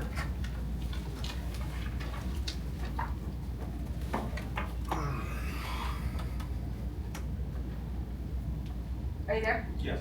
This second page of the document is entitled Event Sponsorship Agreement between Number One Media and FirstEnergy Service Company. Is that what you're looking at? Maybe I'm on the wrong page. No, it's page 2 of that document. Of the Oh. for event sponsorship. Yes, got it, Okay. got it.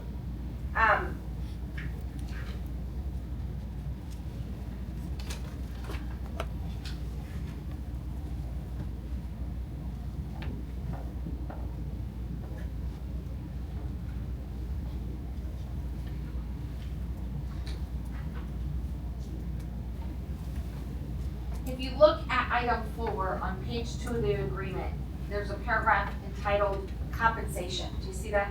Yes, And this sets forth the amounts that FirstEnergy will pay to Number One Media, correct? correct.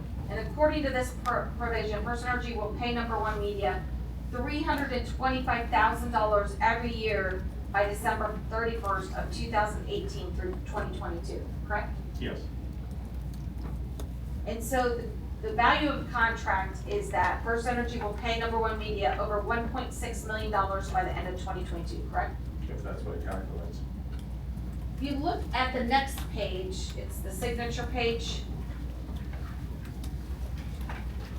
Thomas T. George, I'm assuming that is Tony George, correct? Yes, He signed on behalf of, as president of Number One Media, which you pointed out earlier. And the other signature block is for FirstEnergy on behalf of, strike that, it actually says FirstEnergy : Cleveland Electric Illuminating Company by FirstEnergy Service Company on behalf of Ohio Edison Company. Is that correct? yes, So even though the whole agreement was FirstEnergy Service Company on behalf of CEI, now it states that it is a CEI document by FirstEnergy Service Company on behalf of Ohio Edison? I don't know how they got it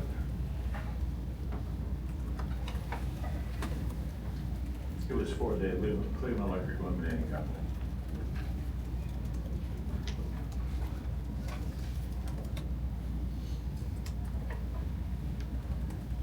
And then the attached document is for Ohio Outdoor Advertising LLC, is that correct? Yes, And the address for outdoor advertising is the same address listed for Number One Media, is that correct?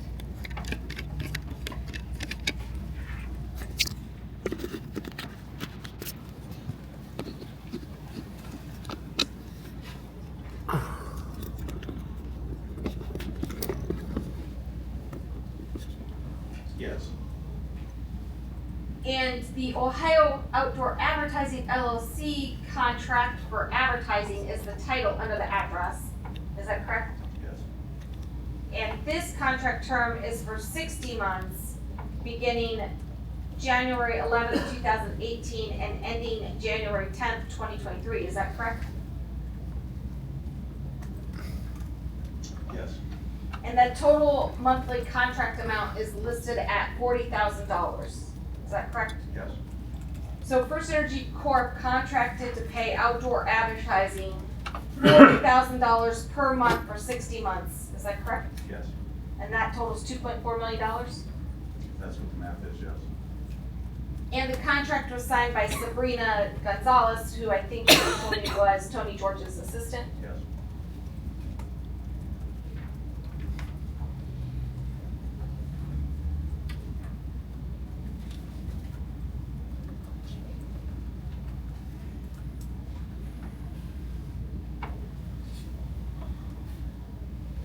And the last page of this agreement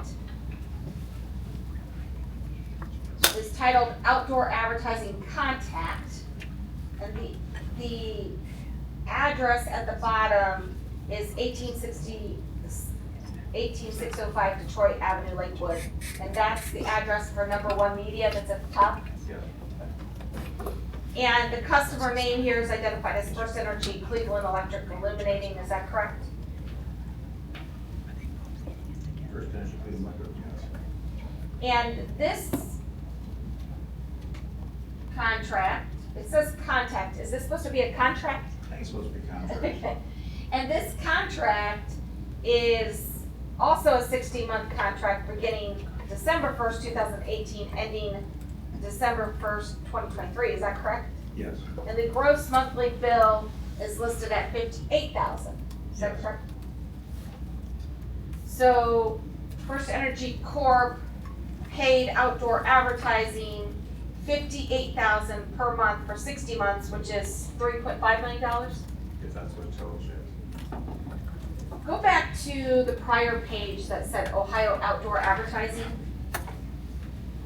And I want you to look at, do you have in front of you, OCC Exhibit 14, I believe?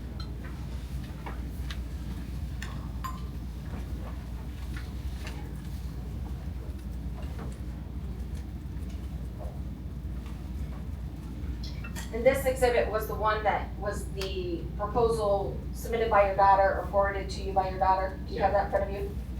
Okay, if you look at the outdoor advertising proposal, your daughter's proposal was $44,000 per month. Is that correct? Yes. And this one is $40,000 per month on OCC Exhibit 12. Were these the same proposals? No. I'm sorry, I didn't hear that. No.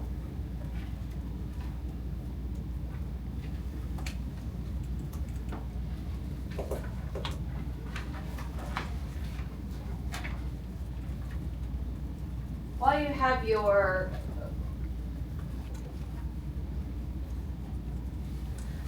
also, if you look at your daughter's proposal, it has a similar title. It's about the outdoor. It's called. It's about outdoor advertising, and it says outdoor advertising contract at the top, and that's similar to the last page of OCC Exhibit 12. Is that correct?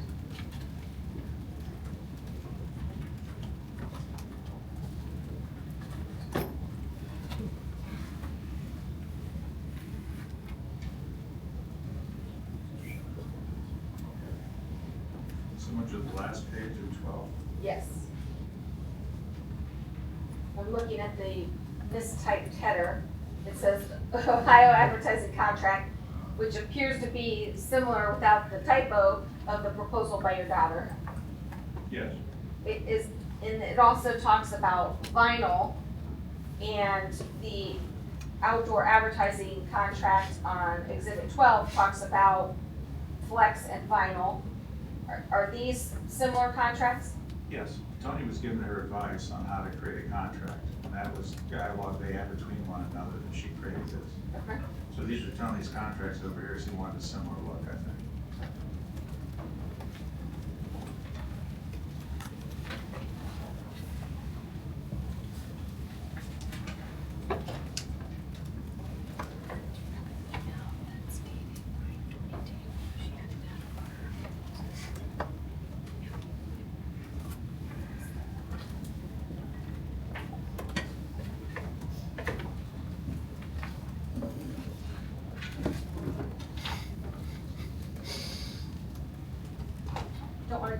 indicate any markings, so I'm just confirming. I appreciate that, Ms. Boyko.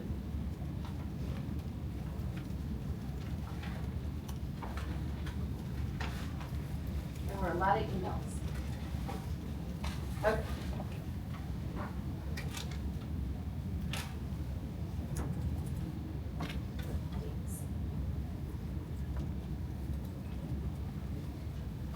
Okay, at this time, Your Honor, I'd like to mark as OMA EG Exhibit 24 an email string that is dated Friday, September 22nd, 2017, from Mr. Chack to Mr. Jones, and this has a date stamp of 00949939, and my understanding is that this is no longer confidential, and we have actually marked the ones that we believe have been released to the public as not confidential. Thank you very much, Ms. Boyko. It will be marked as OMA AG Exhibit 24.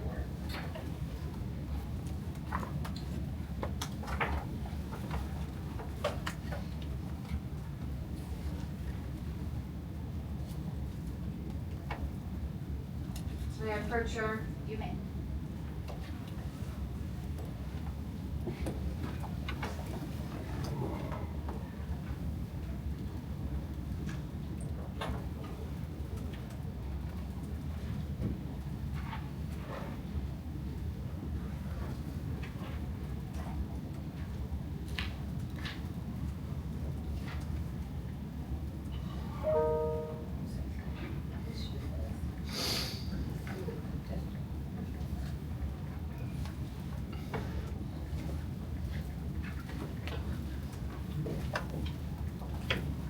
Do you have in front of you what's been marked as OMA EG Exhibit 24? Yes, I do. Do you recognize this as an email from you to Mark Jones? Yes, I do. And who is Mark Jones? He was an employee of FirstEnergy. I don't know what he did at that time. Okay. And this email's dated September 22nd, 2017? Yeah.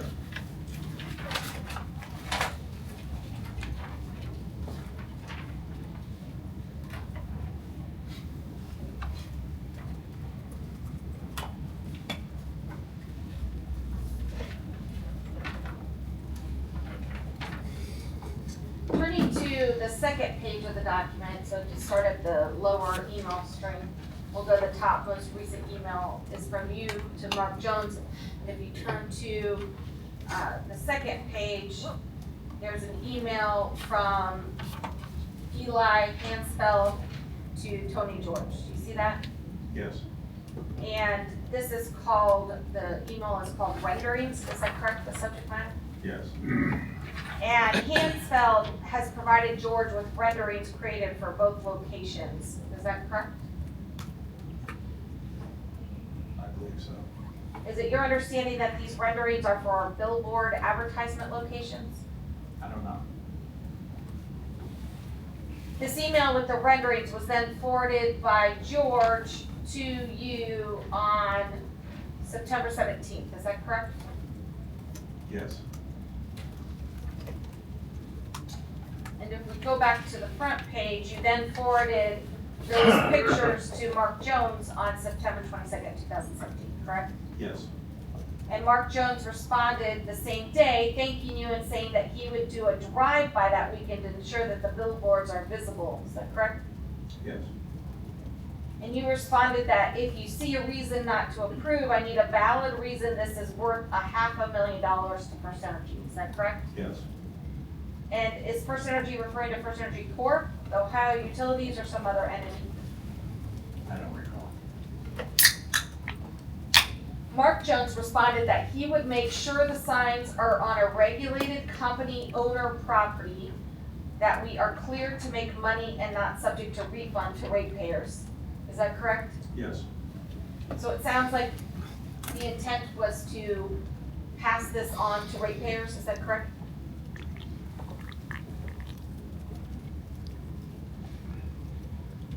I think the intent was to put it on company property, but I don't know where this is even at.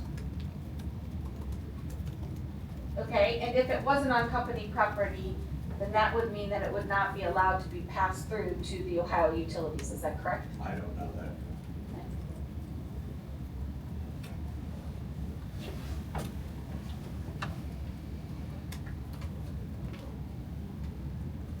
It's fair to say that during this period and later years, Tony George had multiple contracts with various FirstEnergy entities, He had contracts with FirstEnergy. many contracts with I FirstEnergy. don't know how many.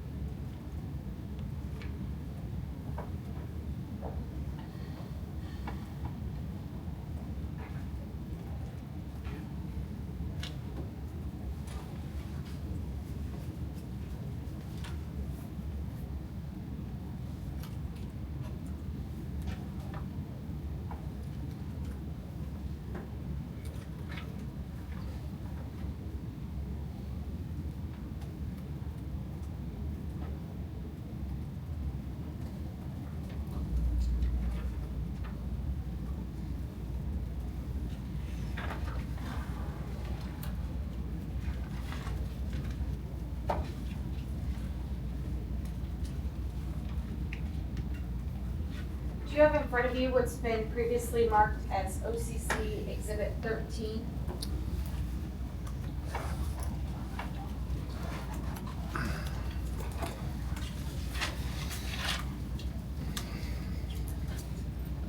Yes. The subject of this email is billboards for energy efficiency, is that correct? Yes. And there's no one copied on this email, it's from you to Mr. George, correct? Yes. And even the prior email that's forwarded was between you and John Dargy, is that correct? Did I pronounce that correct? Yes. And, in the email, you say to Tony George, see spend amounts, is that correct? Yes. And you're referring to the budgets that were produced by John Dargy, and those budget amounts total $1 million per year and $2 million over a 2-year period, is that correct? That's correct. And CEI has a budget of $346,300 approximately for this annual amount, is that correct? Yes. And OEs and TE and Toledo Edison have different amounts listed, is that right? Correct. And these budgeted amounts represent how much Tony George was authorized to spend on behalf of each FirstEnergy operating company for billboards, is that correct? For advertising,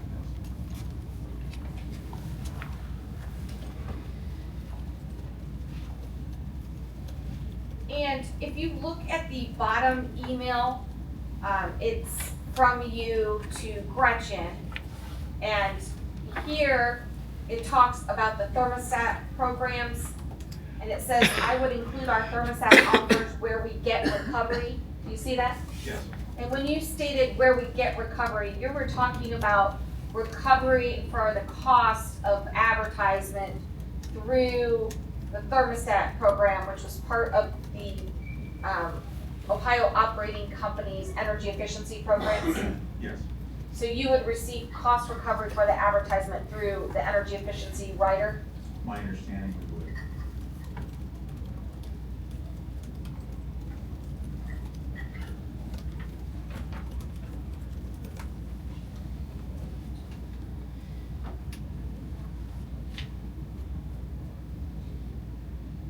By 2019, it's your understanding, or is it your understanding that FirstEnergy had shifted away from the Zen legislation that had not passed and was moving forward with what's been named House Bill 6?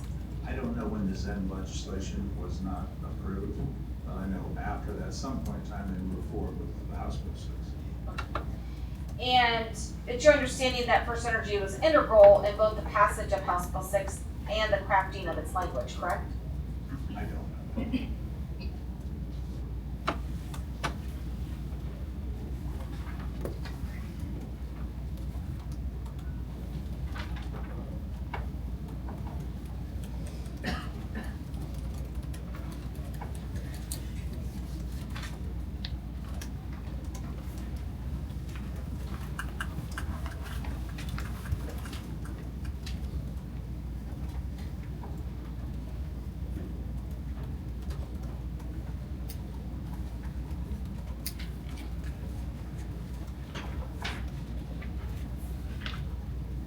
could you pull up what's been marked as OCC Exhibit 7, please?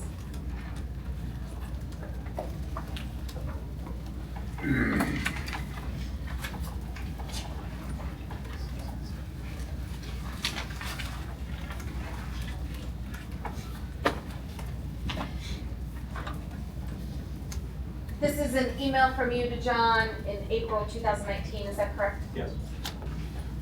The subject line here is Energy and Efficiency Ohio, is that correct? Yes, And you state that this does not look good for Ohio, is that correct? that's correct.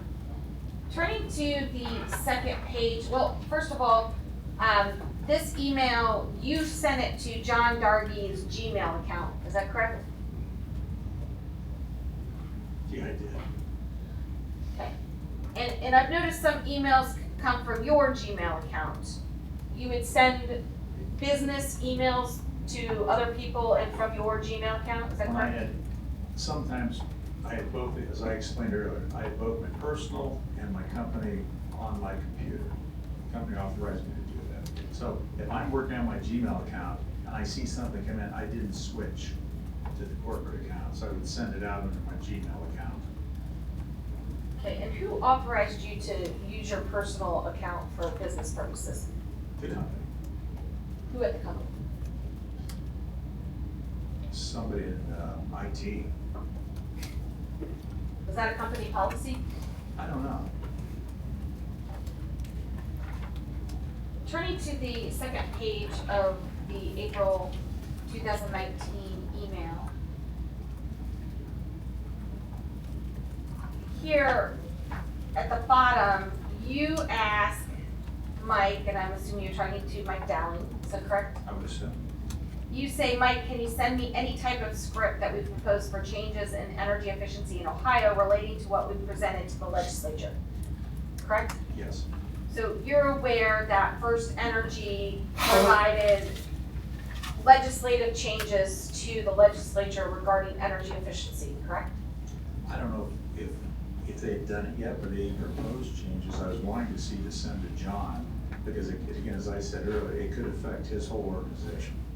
Okay, and then Mike Dowling responds to you, sure, Dennis, and then he says to Brad and Brian, please send the products and services language, the utilities, driven mostly by FirstEnergy, agreed to and requested be inserted in the recently introduced clean energy bill. Yes, Was the clean energy bill referring to House Bill 6? I don't know. And then it goes on to say, in addition to the actual legislative language, please feel free to add any color as to what we included and why.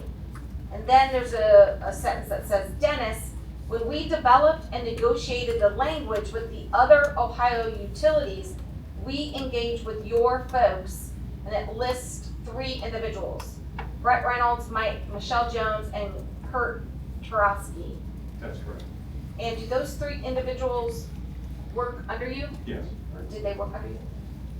And when it's saying that we worked with Ohio utilities, is it referring to AEP, Duke, and AES? This is where government affairs was then trying to get language changed on this, as it talks about the first. We're also trying to get language put in on products and services. That group there was on the product service side of the business. So are you saying you don't know whether his comment was addressing the other Ohio utilities? I think they were all talking, I think all the utilities were talking about it. So that if we did it, they were gonna be able to do it. Okay. And when you say all the other utilities, just so the record's clear, you're talking about non-FirstEnergy entities, correct? That's correct. Okay.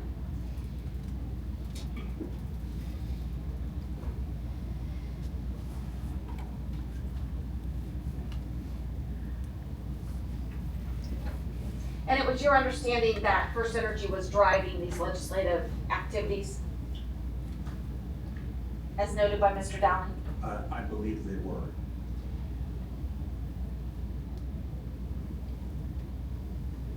And then if you look, then Mr. Dowling sends a follow-up email to you, and it says, that it just dawned on him that you might be asking about the decoupling language we requested and was inserted in the bill. Do you see that? I do. So you requested that there be decoupling language added to House Bill 6? No.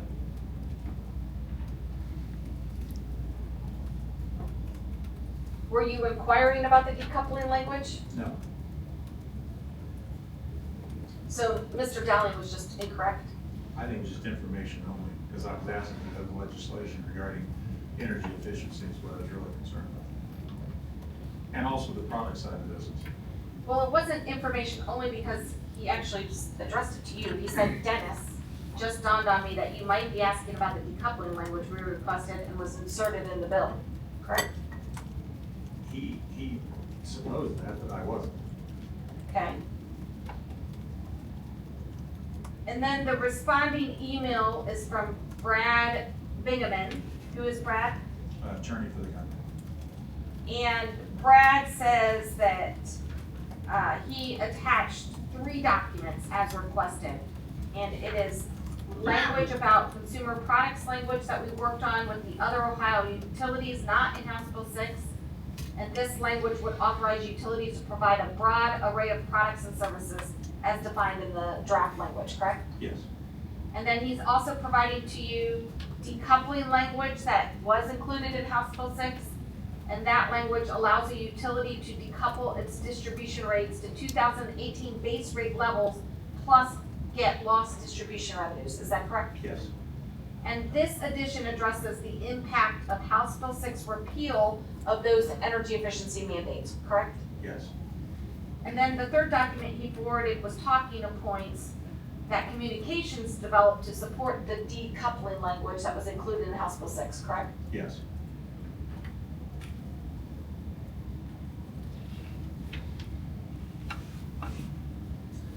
And in response to those 3 documents and the draft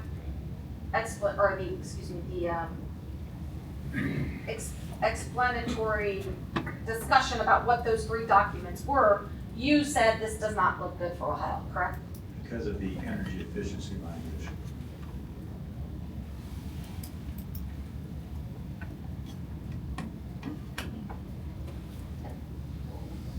If I can, if I No. can, I don't have a question pending. You can finish your answer. if I can recall what it was about, is that in the language that they were gonna reduce the energy efficiency programs in Ohio due to the decoupling. I just didn't have the, can I just hear the last part? I couldn't hear him. We have the answer right back, Karen, thank you.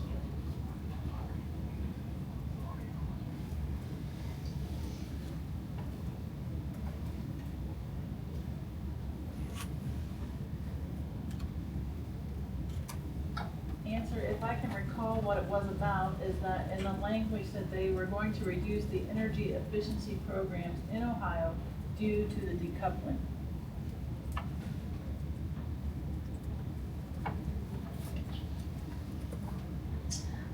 It was my understanding from this document that the decoupling language was inserted in House Bill 6 because of the elimination of the mandates. Is that not your understanding? I don't know.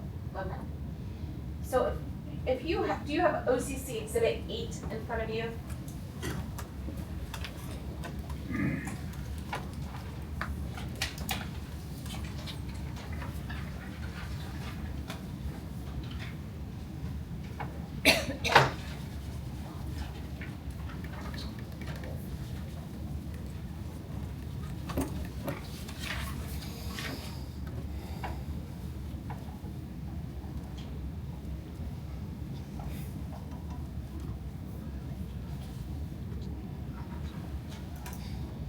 Okay, I have it. So OCC's counsel asked you for this, or asked you about this document. This is a document titled Statement on House Bill 6 Referendum, is that correct? Yes. And you're copied on this document, is that correct? Yes. And I think OCC asked you about a reference on the second page to Joel and Ty, giving Joel and Ty a heads up so they can alert FES and the speaker if we put out a statement. Do you see that? On page It's at- 2? Yeah, it's at the very top. Yes. Okay, and this is about the referendum. Is that correct?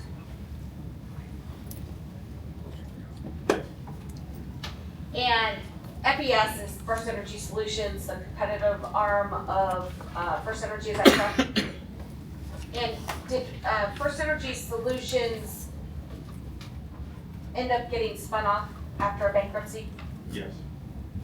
And FirstEnergy Suvon, FirstEnergy Advisors, was that after FirstEnergy Solutions went through bankruptcy and spun off, or was that established during FES's presence with the company? I don't recall when it was done. Okay. When you're talking about alerting FES and the speaker, the speaker, is that the Speaker of the House of Representatives, Larry Householder? I don't know. I'm copied on this email, so I don't know.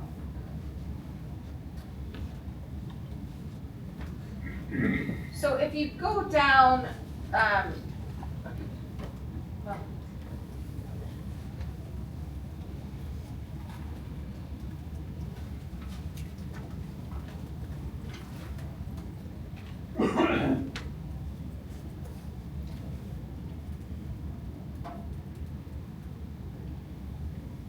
try not to repeat questions that the OCC asks, but that is a little difficult when it's out of order.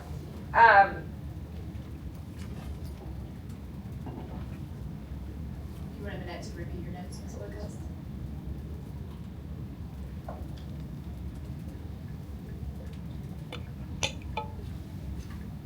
Okay, so if you could go to the last page, this is an email to you and Doug Colafella, did I say that correctly? Yes. And he's one of the people under you, is that correct?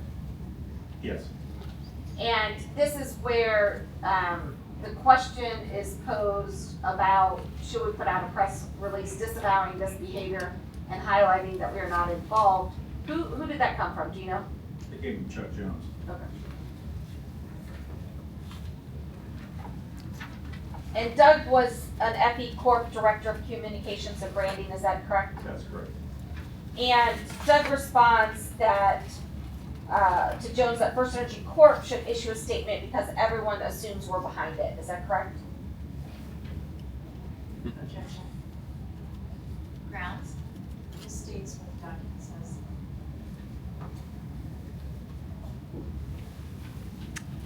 I'll allow the witness to read the entirety of the email message. It actually said, I'll rephrase and direct Thank you, him Ms. to a Boyko. location. I So appreciate if you that. go to page 2 of 3, the, right above, it says original message, Chuck Jones. And then it's Doug wrote, I really think we should, our reputation's getting a black eye and we would benefit from setting the record straight. Everyone assumes we're behind it. Did I read that correctly? You're on page 2. Yep. Down at the bottom, the October 2nd, 2019 email. From Chuck O'Casey. Yeah, go ahead and get something drafted with Mike. Is that what you're talking about? I was talking about the prior email first, which is, I really think we should, and then it ends with everyone assumes we're behind it. Is that correct? Oh, okay. I really think we should, our reputation being a black eye, we should benefit from setting the record straight. Everyone assumes we're behind it. That is correct. Okay. And Jones responds that FES should also issue a statement. Is that correct?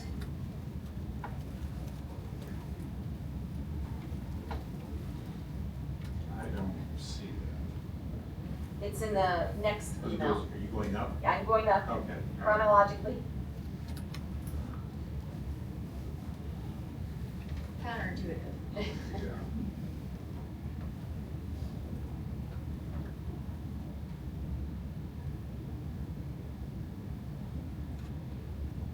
So the next one up is go ahead, what I'm reading, go ahead and get something drafted. Mike, you see any issues? FES should do the same kind of thing. And did it to Kurt Steiner's comments. Right, so he's saying that FirstEnergy should do the same kind of thing, referring back to issuing the statement. Is that your understanding? I would assume yes. And then if we keep going up, we're gonna go, the next email response is from Mike Dowling. Do you see that? Yes.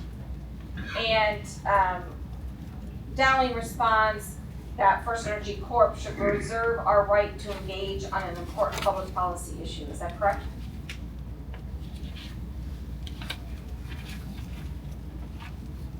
Yes. And he states because if the referendum goes to a vote next November, we'll be asked to and we may want to engage. Is that correct? Yes. And then Doug offers a proposed statement. Is that correct? You look Yes. up. I'm with it. And Joel in this email is referring to Joel Bailey. Is that correct? Yes. And Ty is referring to a lobbyist, Ty Pine. Is that Yes. correct? And here there's a reference to a speaker again, and you don't know if that's Larry Hospital. I don't know. And then if you go back to the first page, and we look at the second email from Jones, so it's at the more of the top of the page. It's timestamp 2:43 p.m. on October 2nd. I see it. Okay. He says to keep the statement in our back packet for now, and that we have a lot at stake in House Bill 6-2, and if the speaker asks us for financial support, I'll do it. Did I read that correctly? Wait a minute, hang on. I'm trying to figure it out. Yes. So Chuck Jones was explaining to you and others that if FirstEnergy was asked to support the speaker, they were prepared to offer direct financial support for the anti-referendum efforts. Is that correct? I don't know that, because it was Doug Collifello and myself and Mike were copied on it, and I wasn't in any discussion regarding it. And do you see the subject line? And this one has been changed from the original subject line to statement on House Bill 6 referendum.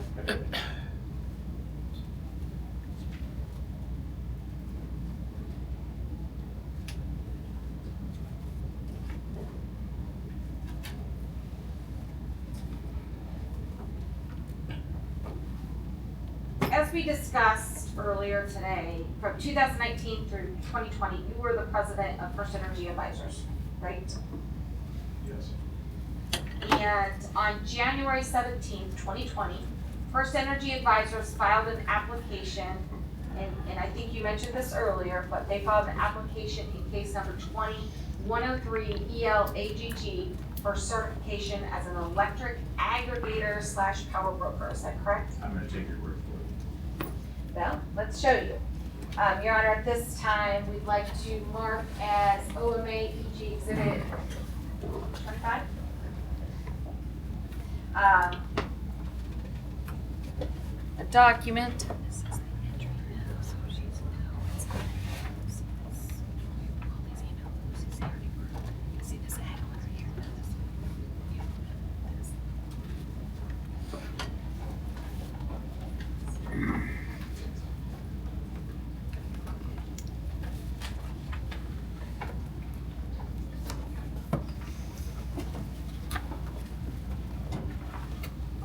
May I approach you on?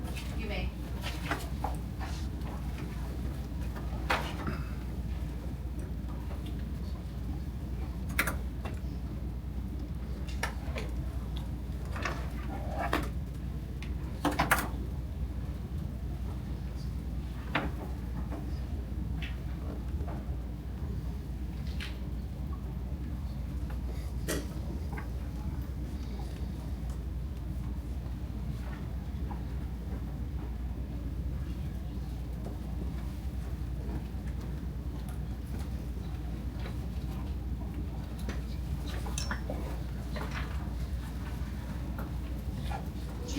the description of the document. Oh, sure, sorry, my apologies. You're fine. Your Honor, let's try this again then. I'd like to have marked as OMA EG Exhibit 25, an entry from the commission issued on February 11th, 2020, in case number 20-103-EL-AGG.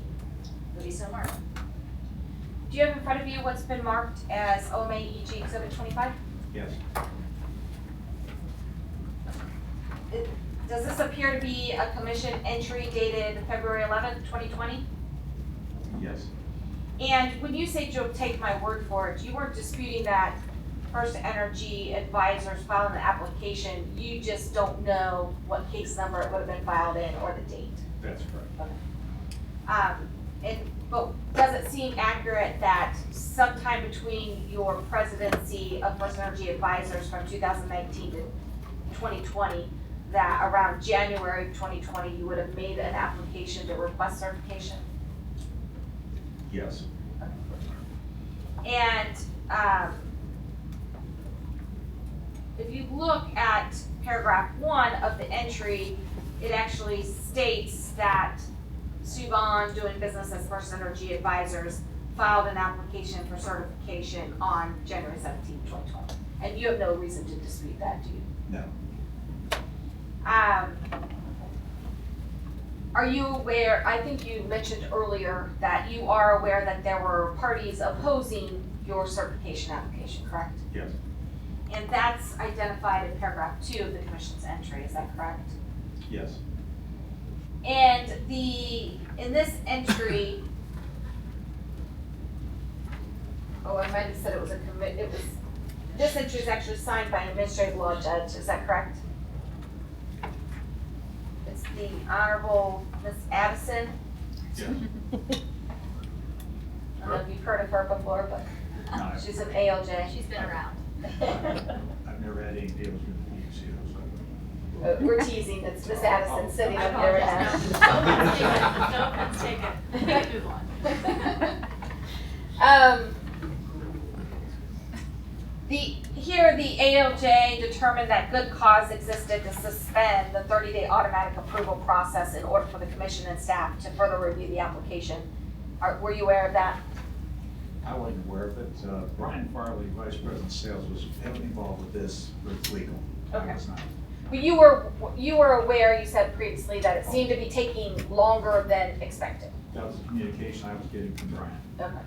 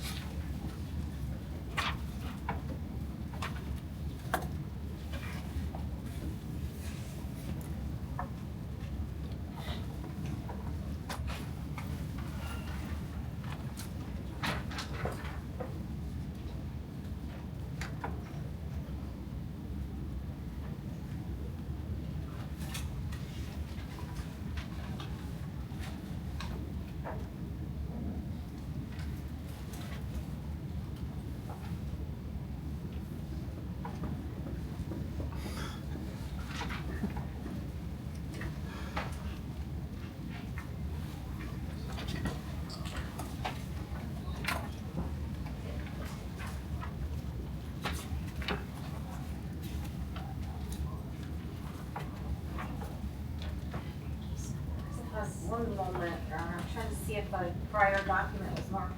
Absolutely, let's go ahead and go off the record. Take your time.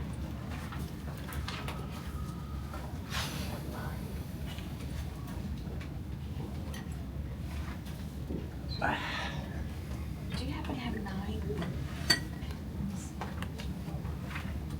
Oh, I don't have 9. Here, Maybe this was 9. I got it right here. Okay. OCC note. Yes, let me just take it. It's the same.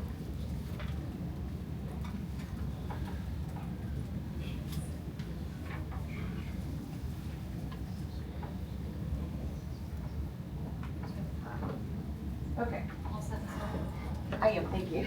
Let's go ahead and go back on the record. Ms. Whitcomb. Do you have in front of you what's been marked as OCC Exhibit 9?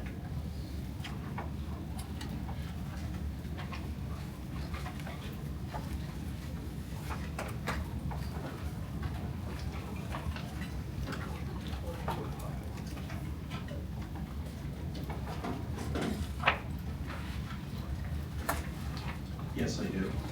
Okay, and this was a string of text messages between you and Chuck Jones dated March 4th, 2020.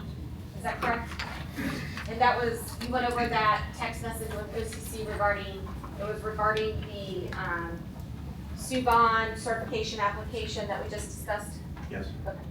Your Honor, at this time, I'd like to mark as OMA EG Exhibit 26, another text, but this one is dated March 3rd, 2020. May I approach? Be so marked, and you may. And Ms. Boyko, just very quickly before you approach, what's the base number on that? It's the FE Civ Sec 029485. Thank you very much. It's our understanding it's non-confidential. Thank you.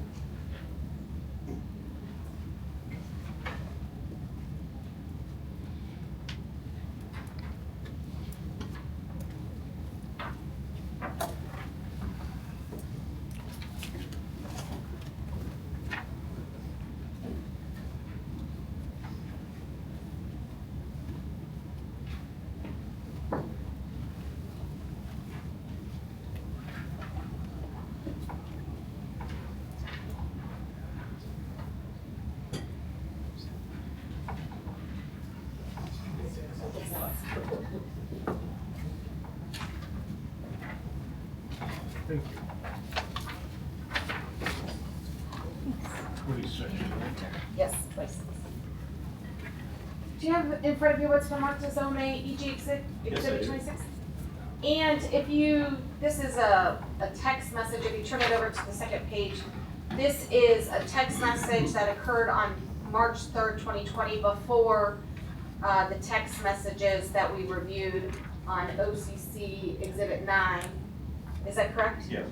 And this one is from you, this is the request that I think you were asked about earlier. This says, any luck on talking with Sam on energy license we just received, request for additional comments? Yes. Is that correct? And were you referring to additional comments requested in the docket by the PUCO?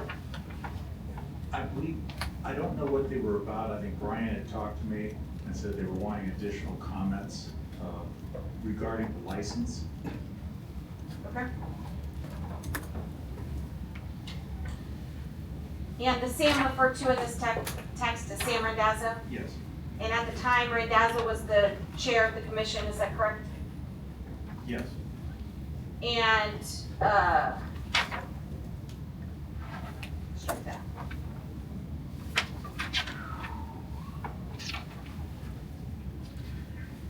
Your Honor, at this time, I would like to provide a witness with a document that was previously marked as OMA EG Exhibit 1 Attachment JS12, which are text messages dated March 4th, 2020.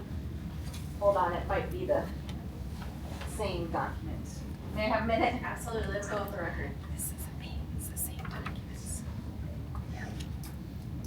That's the same one that was just marked. Okay. Your Honor, it was the same one that Oh, OCC. hold on. Do you want to go back on the record to? Yes, just Okay. to clarify, because now we have two different. Sure, I think that makes sense. Let's go back on the record. Ms. Boyko? Thank you, Your Honor. Just to make sure the record's clear, the OCC Exhibit 9 text messages between Mr. Chack and Mr. Jones dated March 4th, 2020 is the same document that was previously marked by OMA EG as OMA EG Exhibit 1, Attachment JS-12. Thank you. And so you have up there what's been marked as OCC Exhibit 9, is that correct? Yes, I do.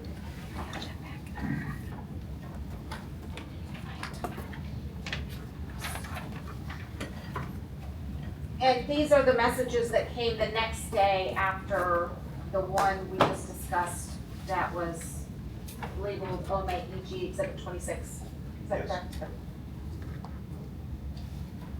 And from those text messages, it was your understanding that Mr. Jones's message indicates that Randazzo will get the FirstEnergy Advisor certification application approved. Is that correct? Yes. And the message stated he'll move it as fast as he can, is that correct? Yes.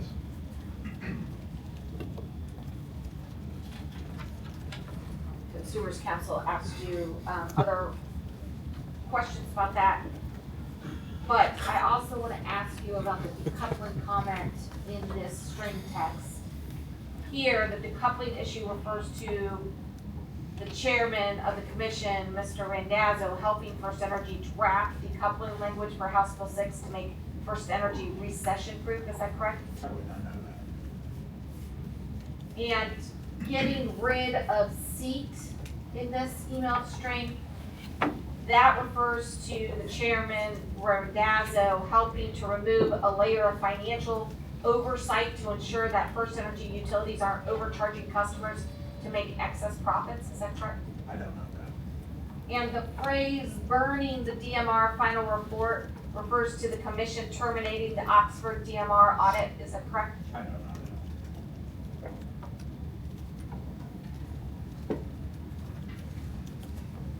that.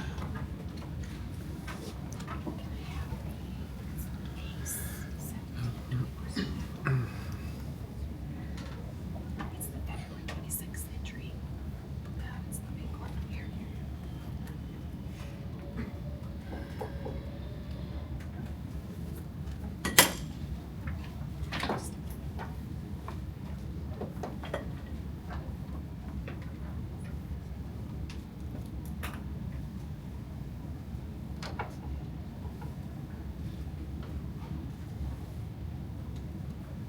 Your Honor,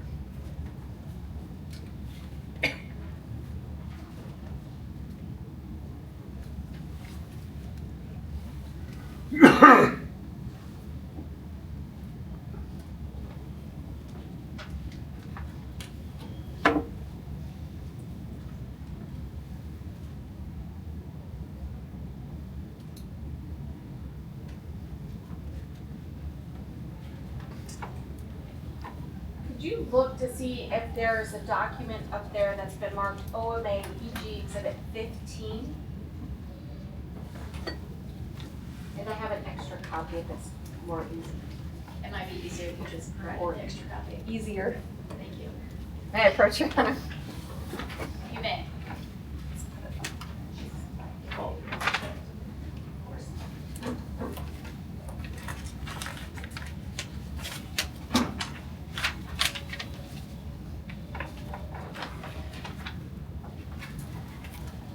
Recognizing you are here. Thank you, okay. This was 15. 15? Yeah. Thank you. Yeah. Recognizing you are here. Anybody else?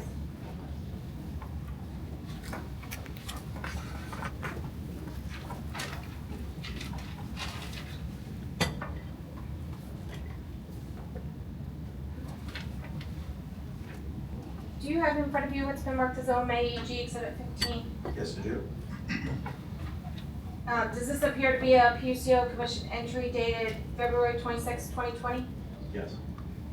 And this case, this entry was filed in case number 172474 ELRDR, correct? Yes.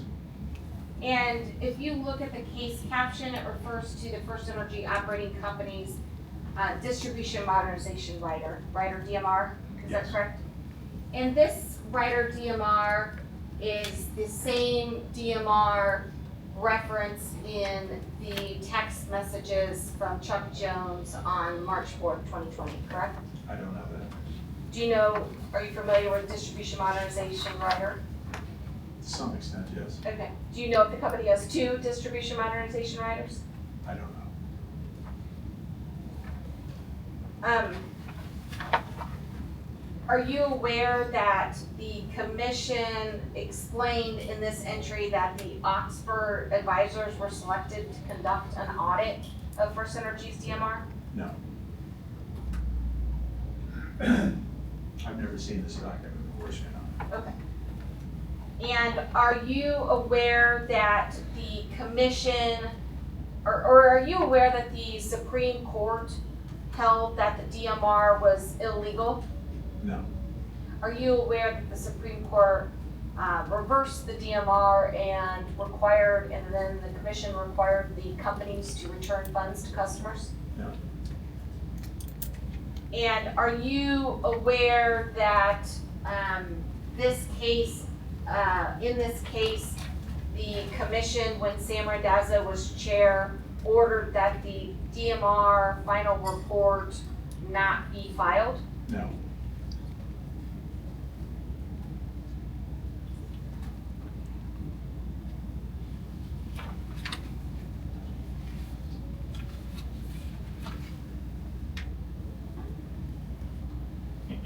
Your Honor, I'm switching subject matters if you would like to stop.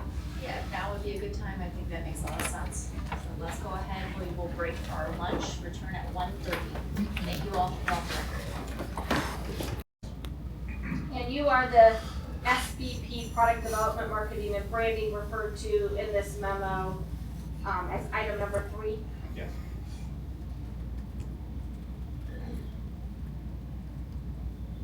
Turning to page 2 of the document, bottom paragraph, it's point D. Do you see that?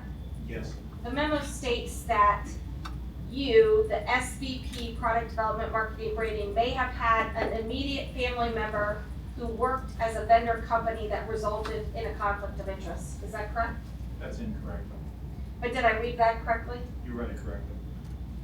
And the sub-bullet under D states or elaborates that you backdated a $400,000 contract to a vendor in which you had a conflict of interest. Is that correct?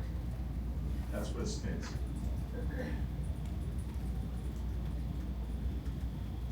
Your Honor, at this time, I would like to mark as OMA EG Exhibit 27, a FirstEnergy Board of Directors Compensation Committee meeting PowerPoint presentation. And this document was originally attached in a redacted form or was attached as confidential to Mr. Syriac's testimony. We have since confirmed from FirstEnergy that it is not confidential and that it can be released to the public. Given that it was not really filed, we are going to mark it as a separate exhibit in its entirety, if that is satisfactory to the bench. That is, thank you. And what's does it also have a base number? It does, Your Honor. Give me 1 minute, I can tell you.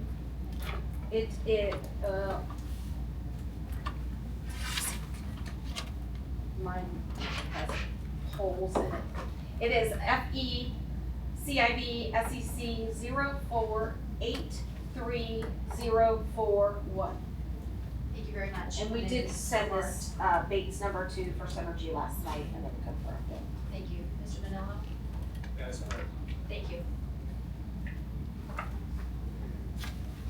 And I don't know if we talked over each other right there, but it will be so marked. My apologies. You're fine.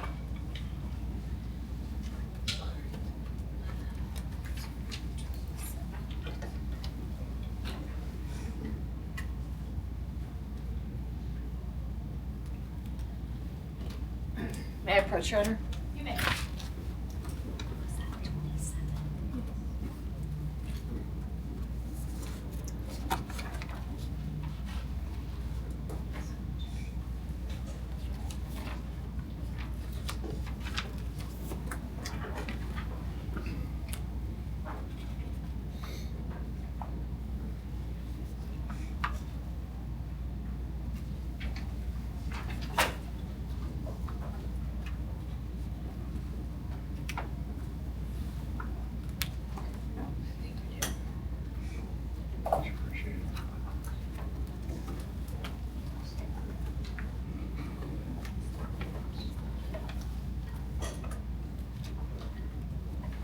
Sir, do you have in front of you what's been marked as OMA EG Exhibit 27? Yes, I do.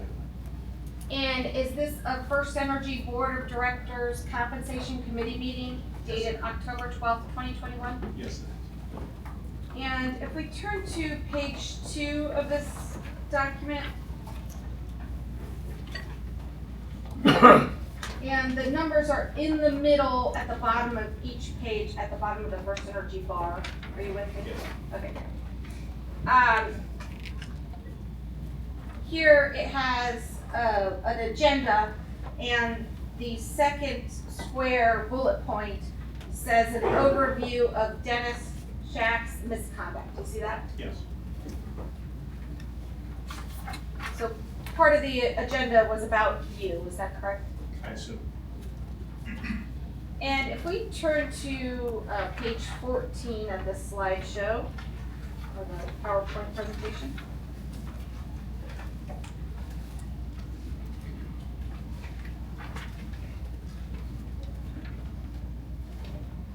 Beginning on 14, it's titled Misconduct Overview. Do you see that? Yes. And here it lists a series of bullet points where they have determined, or FirstEnergy has determined that there's been misconduct. And the first bullet states that you made false statements and failed to disclose information regarding the company's dealings with local businessmen, Tony George, and related businesses, correct? That's what it says. And the second bullet point states that you failed to disclose to FirstEnergy Corp, or you failed to disclose to the company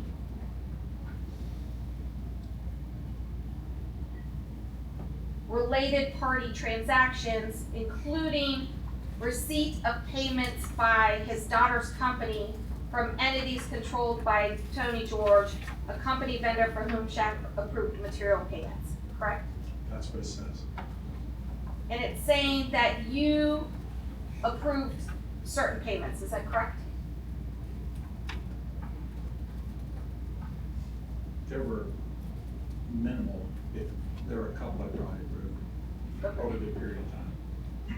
The third bullet states that you also deleted documents after being instructed to preserve information, is that correct? That's what it says here. And that included documents related to your daughter, is that correct? That's what it says here. Turning to page 15, the document continues and states that on September 11th, 2020, you told the company that he was not aware of any consulting services by Eco Earth, an entity controlled by Tony George, is that correct? That's what it says. And then it says on September 21, 2020, Chack presented a contract dated November 2016 entitled Memorandum of Understanding, purportedly between the company and Eco Earth, and signed by Chack and George, which Chack stated was the contract pursuant to which Chack had authorized the company's $400,000 payment to Eco Earth. Is that correct? That's what it says here. And it says that you claim to have recently located the contract. Is that correct? That's what it says here. And is this the same MOU that you referred to previously in your testimony that you had backdated? Yes.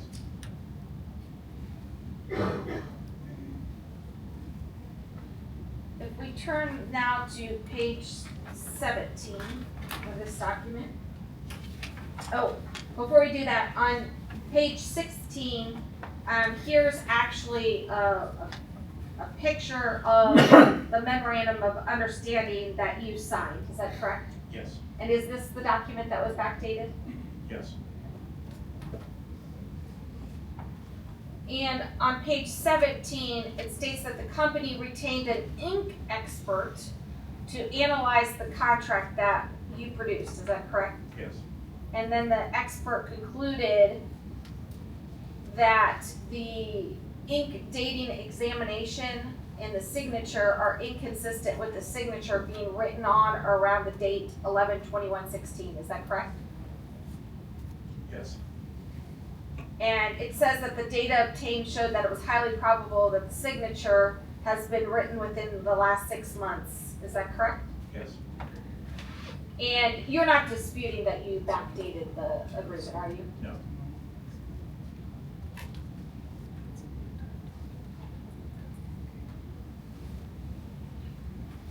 In 2018 and 2019, FirstEnergy Corp was making payments that you approved to George-owned entities. strategies for results in Ohio outdoor advertising, is that correct? I don't recall. Well, we looked at some that were related to Ohio outdoor advertising, did we not? Yes, if those are the ones that I approved and that told Gretchen to go ahead and move forward with them along as the payments were the same, yes, I did. Okay, and strategies for results, we haven't talked about that entity today. Is that also a Tony George entity? I believe it is.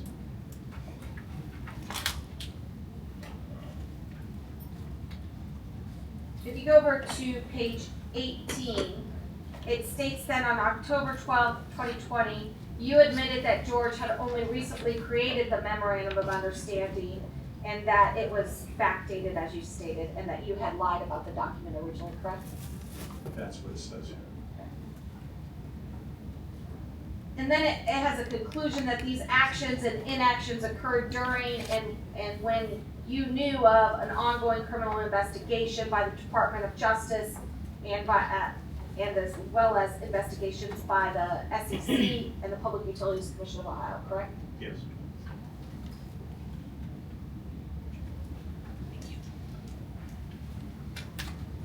We talked about the 2018 and 19 corporate payments that were being made by you to Tony George.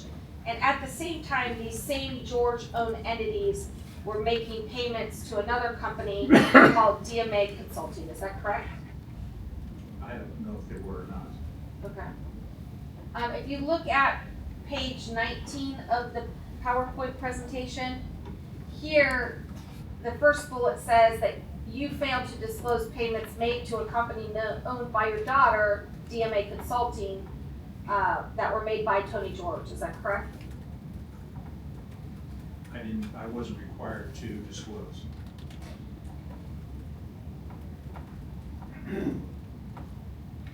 You weren't required to disclose that your daughter was receiving money from Tony George? Correct. Okay.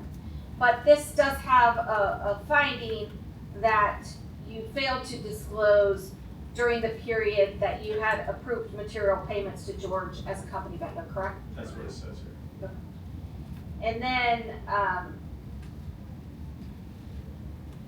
it's true that during the same period, DMA Consulting, your daughter's firm, received over $500,000 from George-owned entities in exchange for advertising and billboard services. Is that correct?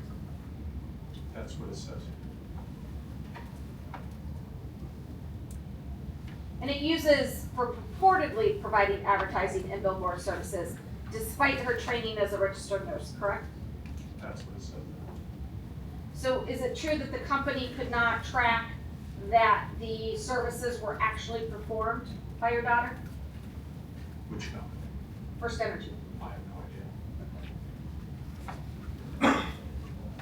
And then the next bullet says, after receiving direction from the company to preserve information on your company-issued computer, you deleted documents from the computer. Is that correct? That's what it says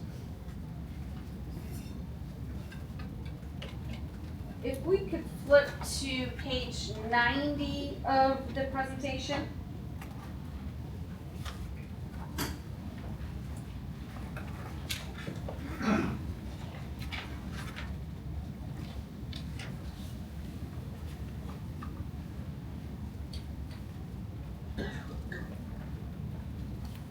Wait, actually, before we flip to 90, I apologize. Let's go back to page 20. The presentation actually takes a picture of the appointment of agent showing the limited liability company set up by your daughter. Is that correct? Yes. And so, and 21 also has the domestic limited liability certificate. Is that correct? Yes.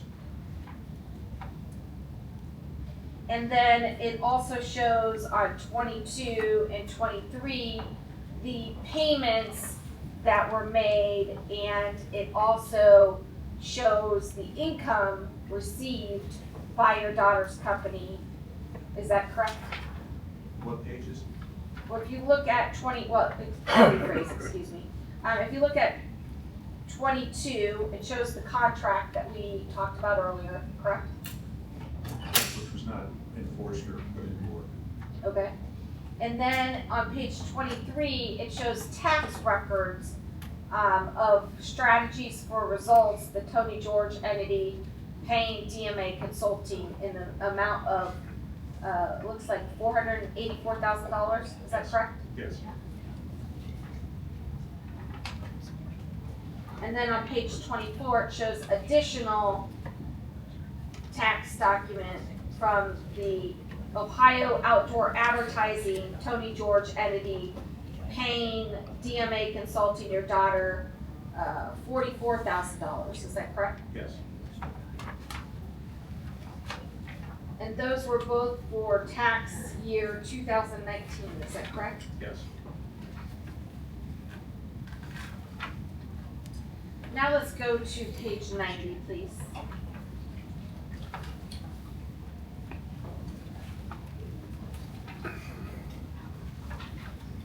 Page 90 of the packet is Exhibit C. And here it states that DMA Consulting is owned by your daughter. Is that correct? On page 90. Well, it shows that, right, well, let me back Well, up, sorry. DMA is owned by my daughter. Okay, okay. But these are the Secretary of State office certificates showing that it was a registered entity to do business in the state of Ohio and that your daughter was the statutory agent, correct? Yes. Turn now to page 104.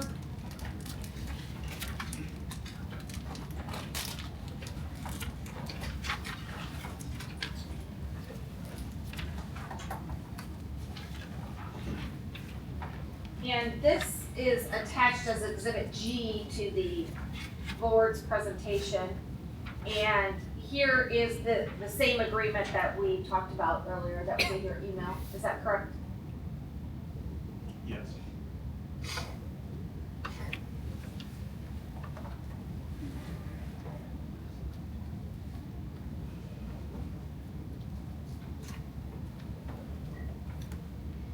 And this contract is for outdoor advertising contract, is that correct? It's for a proposed contract. And again, this is stated, the customer name is the strategies for results. Yes. And this is the same contract that was for $44,000 a month or $2.6 million that we discussed earlier? No. This contract's not the $44,000. It is, but it's not for, it was never put in place. So we're not where the 2.6 million came from.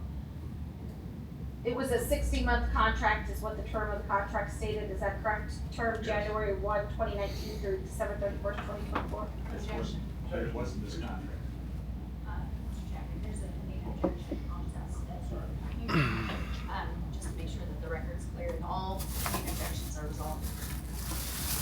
Ms. PUCO's conflating two different documents that she asked the witness about, so I would ask her just to refer to the exhibit numbers of the document that she was referring to earlier, so that there's no confusion. I was going to suggest the same thing. If we have, you want to bring up both exhibits so we can compare and let us know if they're the same or if they're in fact different. Your Honor, I asked him if it was the same and he said no, so I'll take that as a no Okay. and move on with my questioning with you. Yes, thank you. So the document that is attached as Exhibit G to OMA EG Exhibit 27, it is a DMA Consulting outdoor advertising contract with the customer strategies for results. Is that true? It's a workup. It's a workup. A proposal? A proposal. Okay. So the proposal is for 60 months with the term January 1, 2019 through December 31st, 2024. Is that correct? Yes. And it is for $44,000 a month. Is that Yes. correct? And it also talks about rotations of 2 vinyl changes per year. Is that correct? Yes.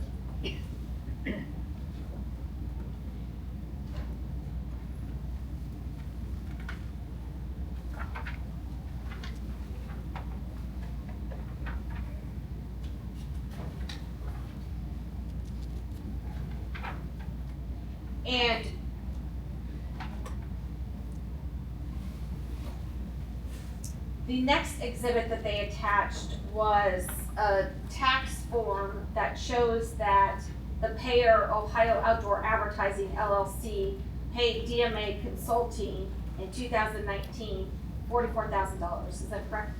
Yes.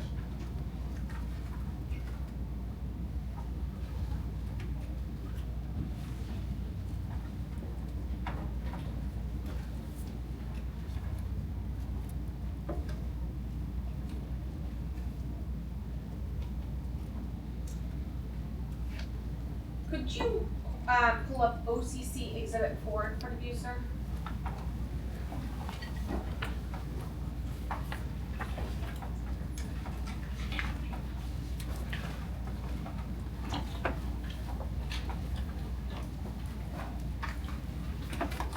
I have a few questions to follow up on some of the documents that OCC discussed with you.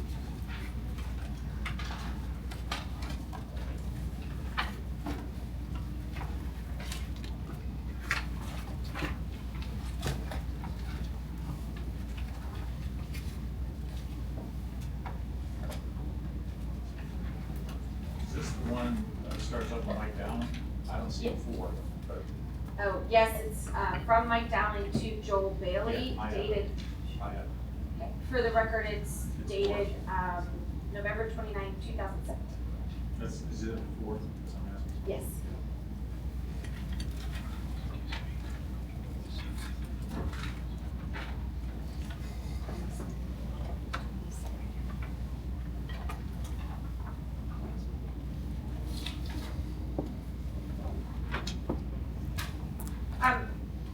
The email that forwarded the NOPEC letter initially, that was emailed from your Gmail account, is that correct?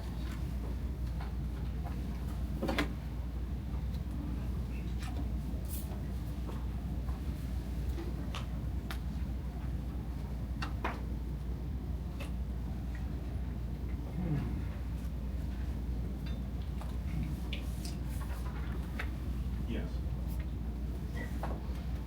And the email that was coming from your Gmail account, it was from you to Chuck Jones, and nobody was copied on that, is that correct? Where are you at on this document? It's on the bottom of the first page, it says, begin forwarded message from Dennis Chack to Chuck Jones, November 27, 2017 at 4:26. I see. So this email that came from your Gmail was to Chuck Jones and did not copy any other employees, correct? Correct. And the prior email that's at the bottom of that page was from Tony George to your Gmail account, is that correct? Yes. And no other parties copied, correct? Correct. Now let's turn to OCC Exhibit 5.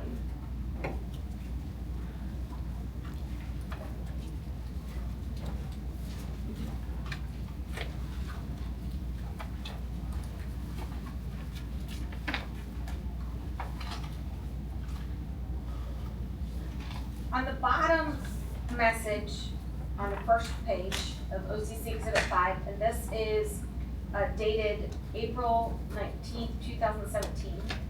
You see the bottom message from you to Gretchen? Yes.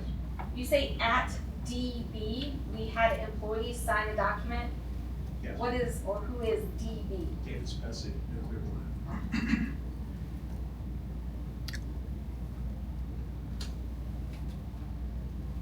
So you were explaining to Gretchen that when you worked at David Bessie, I'm assuming? I did not. You were explaining that David Bessie, the company, had employees sign a document that they sent to state legislators? Yes, I did. And you were suggesting that this could be done in the situation regarding what? I think I was recommending if we could do it David Spessy, could we do it then at Mary Power Plant? Do the same thing. And this would be to basically support the Zen legislation, is that correct? Whatever, yes, yes. And this goes along up above the email from you, then the email from Gretchen to you talks about the outreach for Zen of employees, correct? Yes.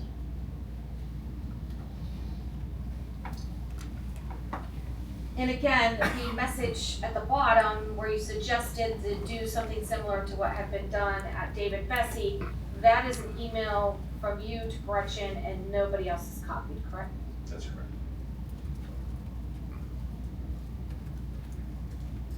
Could you pull up OCC Exhibit 7, please?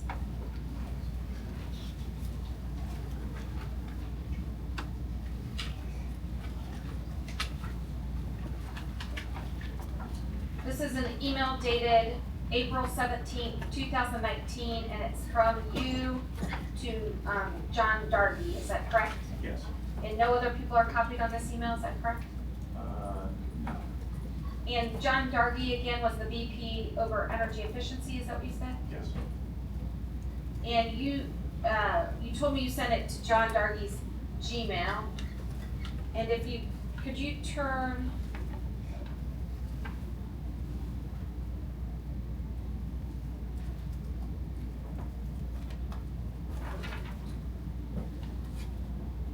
okay, I have no further questions on that, thank you. Don't want to repeat questions that have been asked. Now I'm looking at OCC Exhibit 8.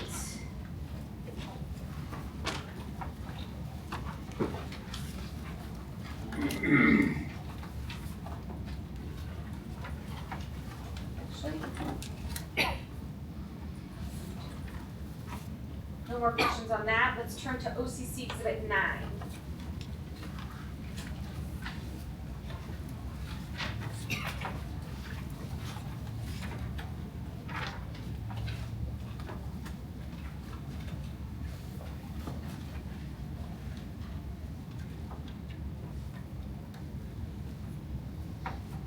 This one is the text messages dated March 4th. Do you see that? Yes, I did.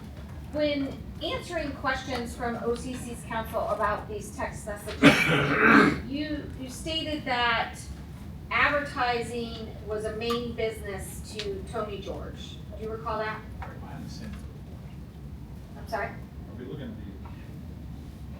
at is this exhibit 9? Am I on the wrong page? Exhibit? This Yeah, I did say Exhibit 9, but I might be on the wrong exhibit.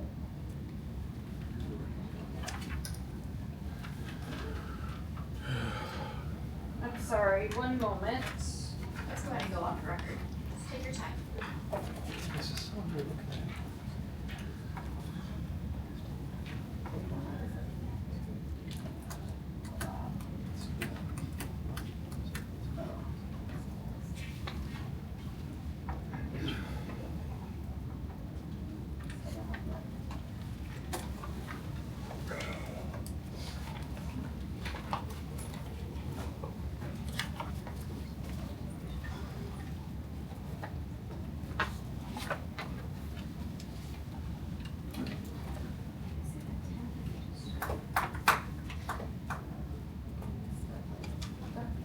I'm not sure this is.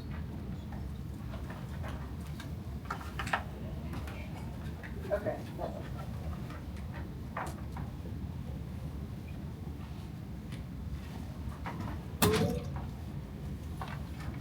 My apologies. It was Exhibit 11, so Let's go ahead and go back on the record. Ms. Boyko? thank you, Donna. Do you have in front of you OCC Exhibit 11?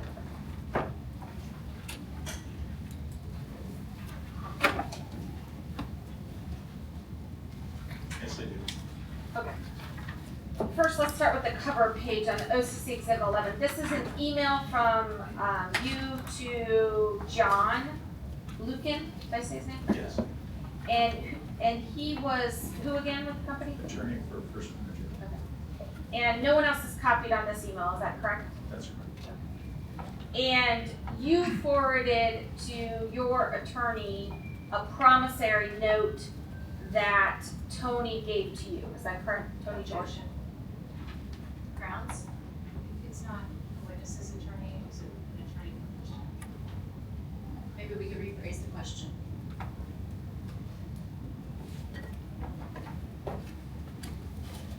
Just to be clear, we're gonna rephrase Grace. Okay. You're, at the time that you were senior VP, John Lucan was an attorney for FirstEnergy. Correct. And so my reference to your attorney is he was an attorney for the senior execs at FirstEnergy at the time you were there, No, he was attorney for the company. FirstEnergy Corp. I believe so. I But can't guarantee you. Sure, but I mean, He you worked would for- forward, He worked for FirstEnergy. right, and you would forward documents to him and get it approved by him for FirstEnergy business. Numerous attorneys that forward documents. Of course, Yeah. but I mean, he was one of the attorneys that you would consider was attorney in the company that needed to review your documents. That was working on this promissory note. Sure. So you believe that he was the attorney that represented FirstEnergy that would need to review documents before you signed on behalf of FirstEnergy, correct? For this promissory note. For this particular document. Yes. And this promissory note, I think my original question was, the promissory note was forwarded to you by Tony George for execution, correct?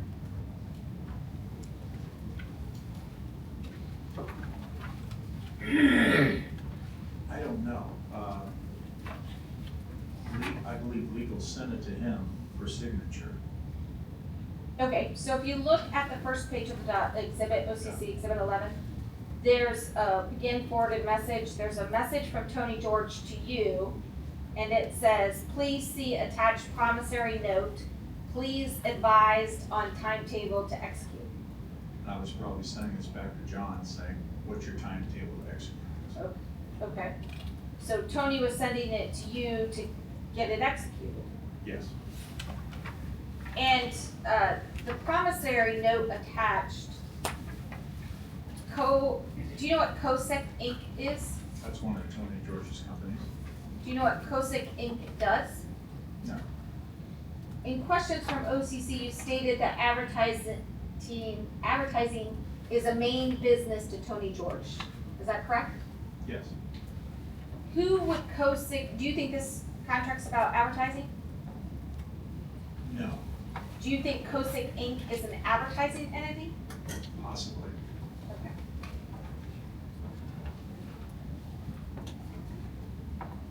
Why would FirstEnergy enter into a promissory note with COSIC Inc.?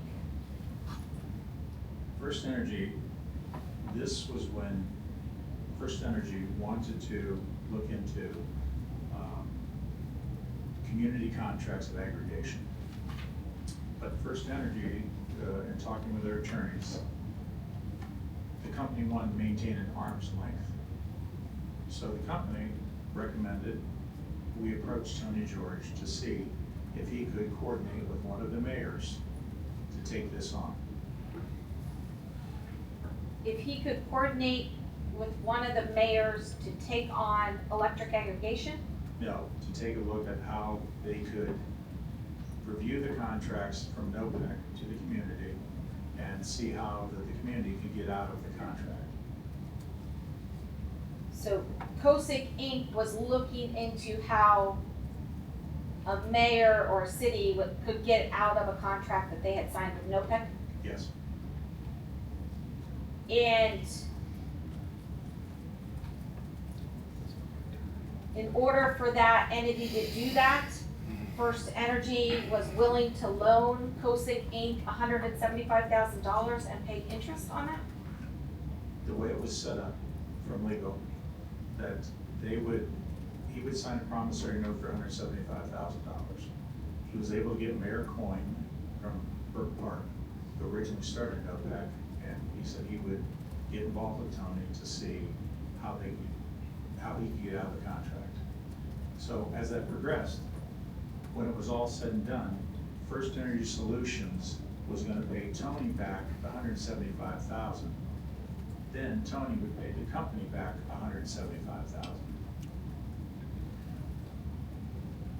So FES was going to pay Tony George $175,000 to work with the mayor to get the city out of an aggregation with NOPEC that was not using FES as their supplier? They were using, I don't know who their supplier was at the time, but they wanted to see how a community could get out of the contract. And presumably, because FES was not serving that contract, they were going to assist in the efforts to get that entity out of the contract. You're probably right. I don't think at the time they were. And FES ended up starting its own aggregation business. Isn't that true? Are you talking Energy Harbor now, or are you talking? No, I'm talking FirstEnergy Solutions was FirstEnergy running an Solutions. aggregation business, were they not? I believe they're trying to start it, yes. Let's make sure we're not talking over one another. Thank you.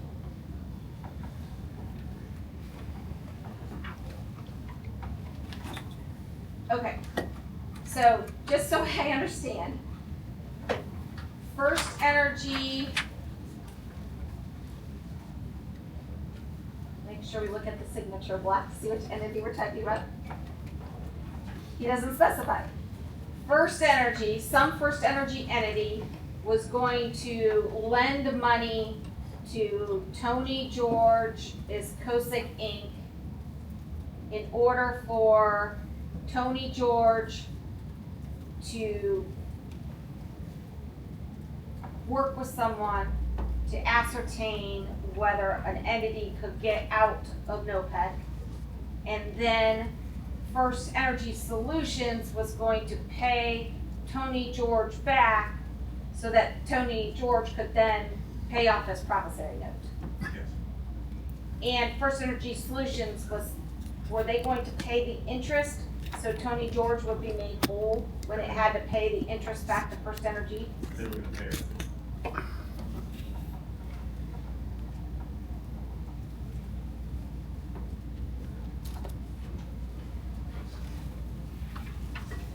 Do you know whether, did you say it was Brook Park? Yes. Do you know whether Brook Park ended up exiting NOPEC? No, because Mayor Coyne did not get reelected, and at that time they terminated this agreement.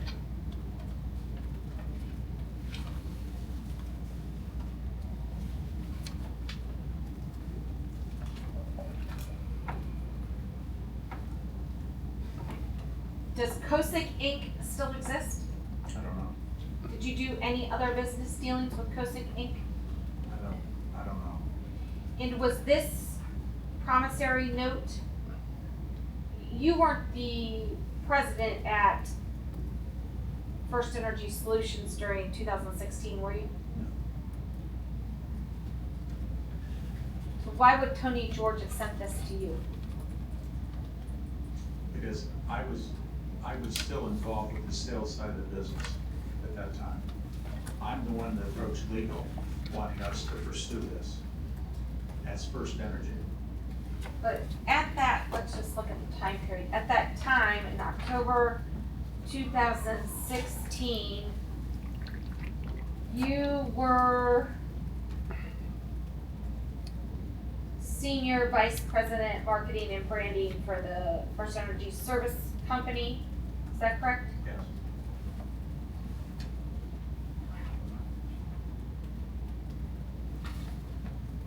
Did you ever have a role with FirstEnergy Solutions? Originally, I started FirstEnergy Solutions back in the 90s. I can't remember if that was his name or not, but we started it back in the 90s. And then I pulled out of there in 2000, I went up to then run the eliminating company as president. So in the 90s, do you mean the late 90s? Are you Yes. talking 98? I'm trying to remember, 97 maybe we started? I can't remember when we started FirstEnergy Solutions. Was FirstEnergy Solutions started because of deregulation and the competitive energy market? Yes. Okay. So you weren't at FirstEnergy Solutions in the early 90s when it was a fully regulated entity? No. So in the late 90s, when deregulation was passed, you started FirstEnergy Solutions to be a competitive arm of, The unregulated market. and you were the unregulated market in 2019, or excuse me, in 1998, 99, and then in 2000, when the deregulation became effective, you moved to CEI president? No, I was vice president over sales in FirstEnergy Solutions, then in 2000, they moved me into another position as president of the illuminating company. They needed me up in Cleveland, so I went up that way and ran that operation. Okay, so you were part of the competitive arm in 2000, or is it in 1998 and 99, and then in 2000, you became president of one of the regulated entities. That's correct, and left the unregulated side behind.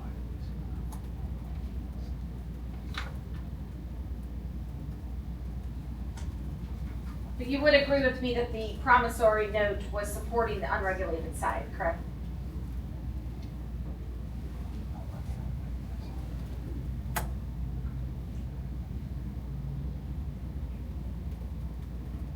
I would probably agree with that.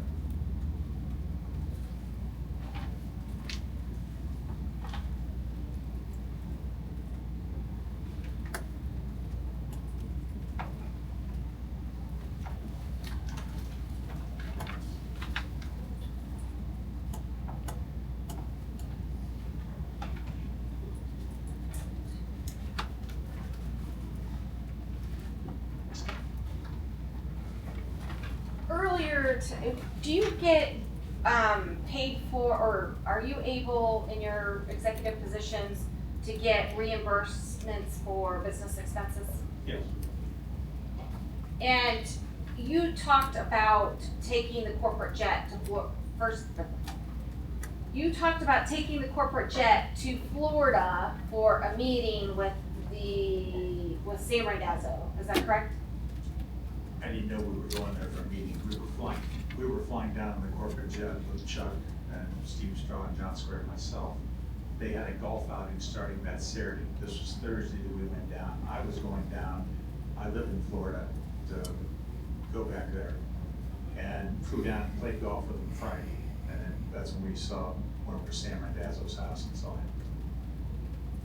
And what was the date of this Florida jet trip? It was in April of 2019.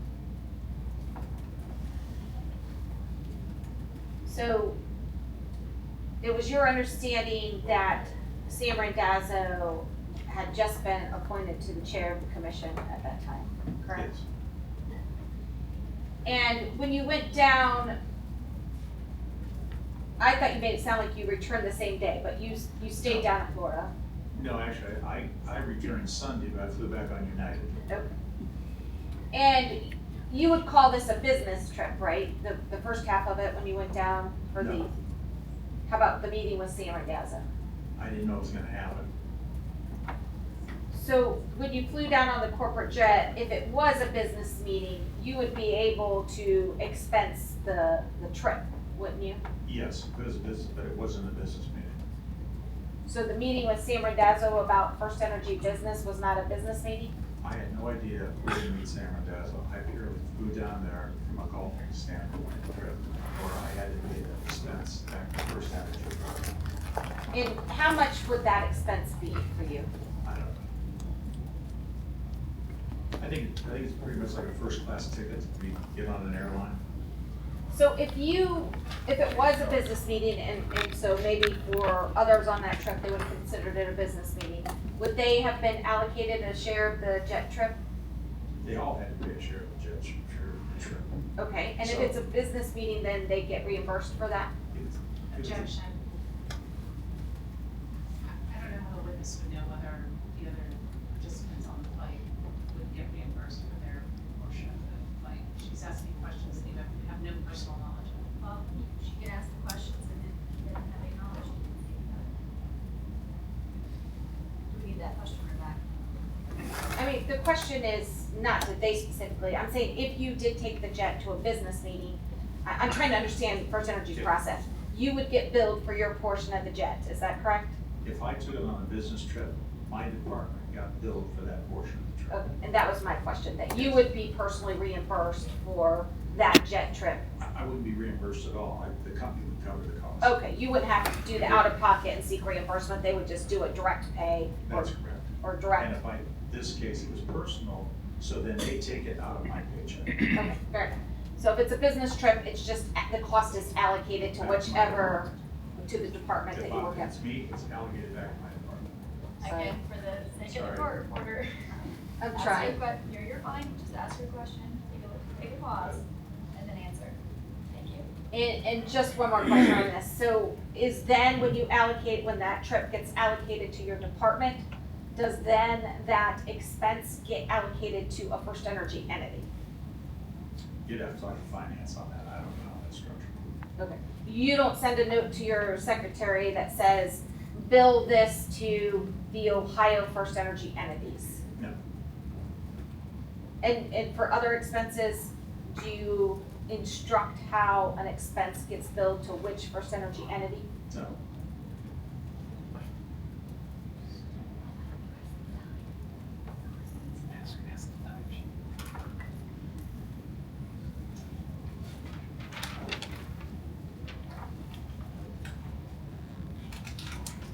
I have 1 minute, Your Honor. Absolutely, let's go off the record. I know this. Was there anything that you missed? Or anything that you